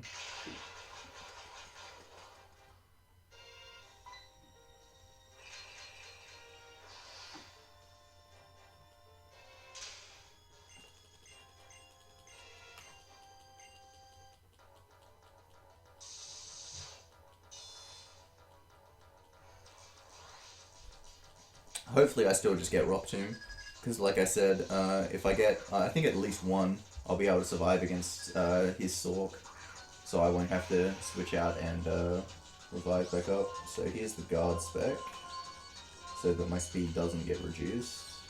Rock Tomb, nice. Double Rock Tomb, nice. That's perfect. That's definitely enough health.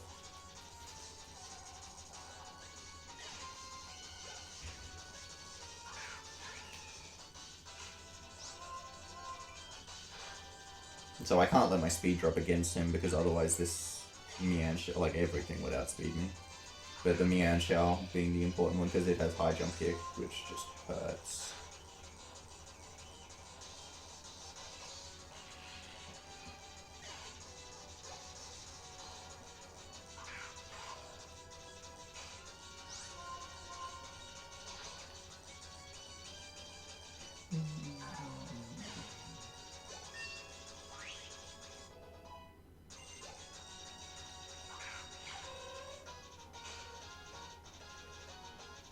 Okay, go Rock Slide. I missed Rock Slide. Please flinch now. Unbelievable. Still died. God damn it. Alright.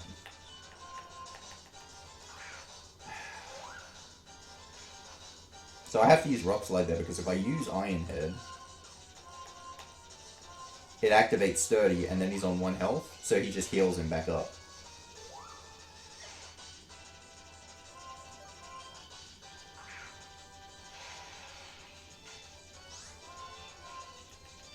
Ugh, that's annoying.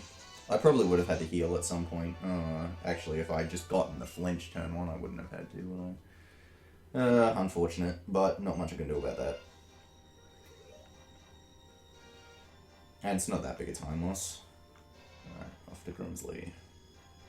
So what I would normally do is, so Grimsley leads with a Lipod that has Fake Out, and it always uses Fake Out. So what I would normally do is, I would normally use a Max Elixir in the first turn, like during the fight, instead of in a menu. But because I've already used the Max Elixir, instead I'm going to use an X attack so that I won't have to Swords Dance in this fight. Oh no, I can't do that. No, no, no. Ignore that completely. I'm just going to take the flinch and Swords Dance.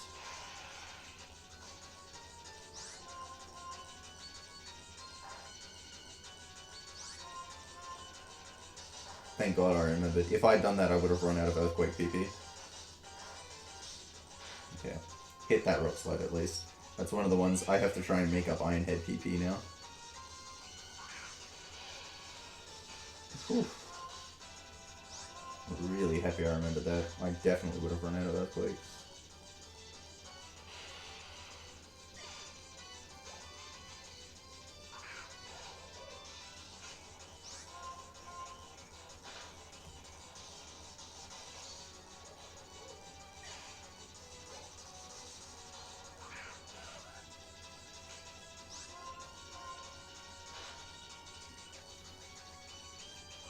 But this fight is also one of the ones where having a female helps. His Lipod has Attract and is a female. The other one is Skyla's Swoobat has Attract, which is why female is better. This also has a Quick Claw, by the way.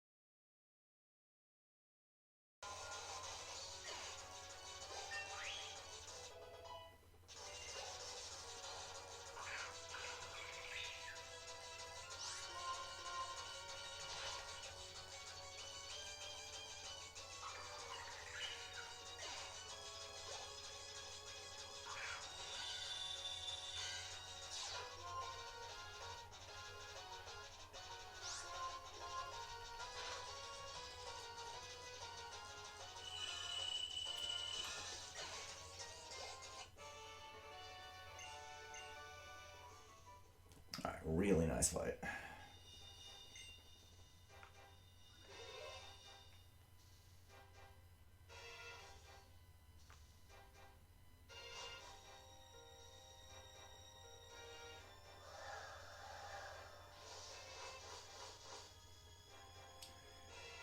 Now, I'm usually level 75 for this Gothagrigus, but because I have a little bit extra EXP, I'm level 76, so a little bit higher chance to hit this range here.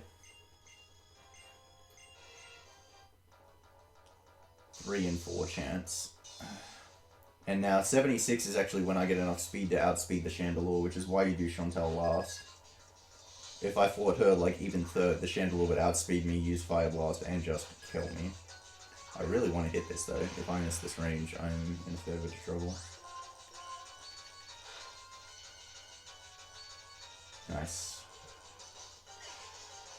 Okay, I only need 5 Earthquakes, so I don't need to Rock Slide any of these fools.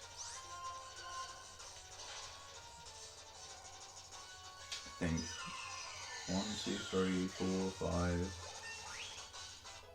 How many Iron Heads do I have?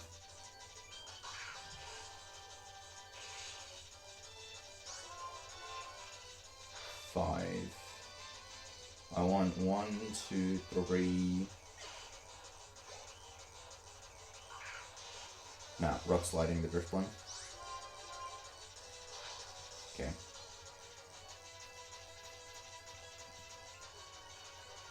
Because yeah, if I miss Hydreigon, I want Iron Head. 4 Haxorus. Okay.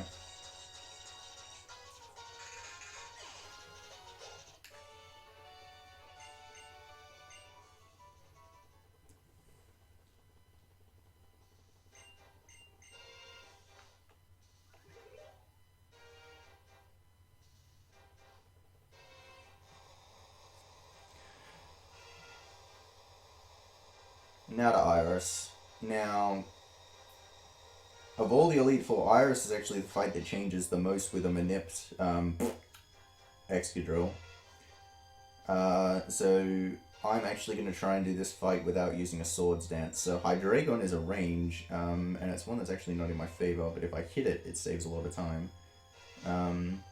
Because not getting hit by Hydreigon is really nice. Even if I miss, it can still be decently beneficial.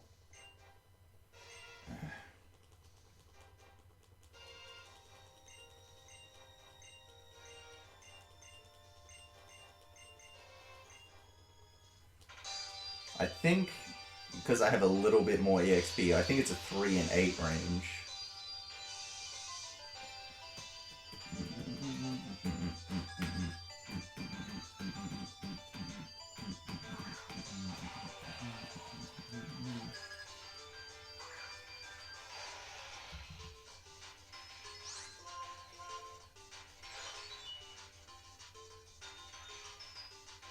Missed it.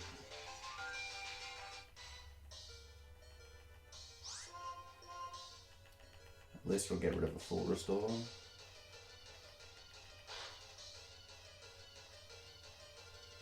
Alright, got it the second time, so I've still got an Iron Head for Haxorus.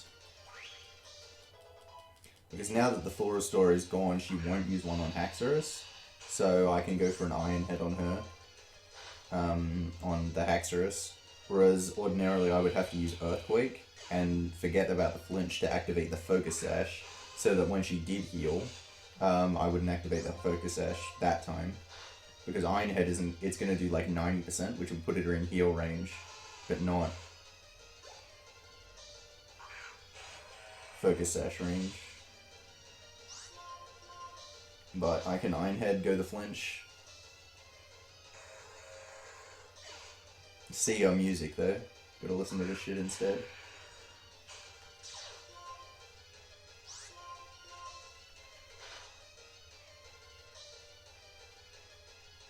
Oh nice, got the flinch. I actually got a really high roll, so I did get the Focus Sash, but that's a really high roll to do that. Alright, now I don't have an Iron Head, so I'm gonna have to Rock Slide this Archeops. So I could still miss and die here. But we all good.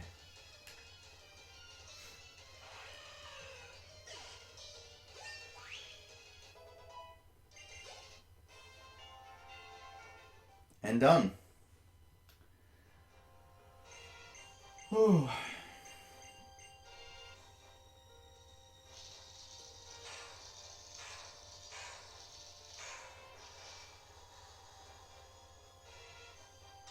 So just a little bit of text until Hall of Fame.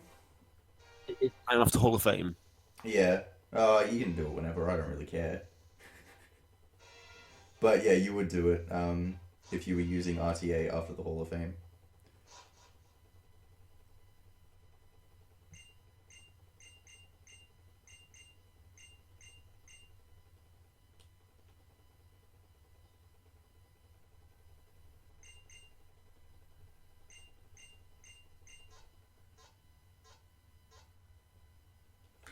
Alright, for a run that can go, like, extraordinarily bad, like, challenge mode, like, pretty much every single fight can kill you, only having Marlon do so in a marathon was actually pretty nice. All the things that can be expected to go really bad did not. It was just Marlon, where I got, like, dreadfully awful luck. That death on Marlon cost about 4 minutes. At the end of the run, against my splits, I was only behind by 1 minute and 9 seconds. And that in-game time, 3:25, is exactly the same as the current record. So that was a really nice run, overall.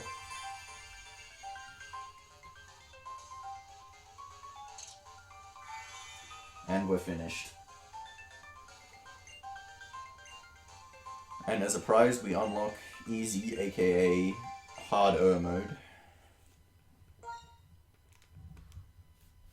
And then credits.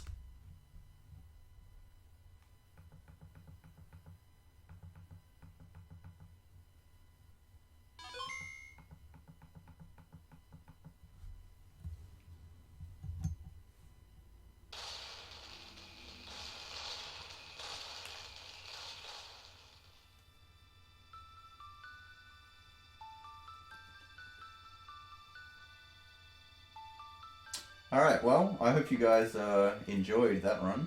I hope you guys stick around for everything else coming up. That was a really fun run to do. Like, I love running this game as well. Challenge mode is just awesome to run. Execute Drill is a beast. And that was a really nice run. Like, even the death itself was comical enough. But yeah, coming up next, I believe we've got Stadium 1, the Japanese version, the real Stadium 1, aka Stadium 0, which a lot of you might not have seen before, because it's not exactly rare, but just not a very well-known game, I suppose, considering the next stadium was called Stadium 1 in English. So yeah, stick around for that. Stick around for everything coming up, guys.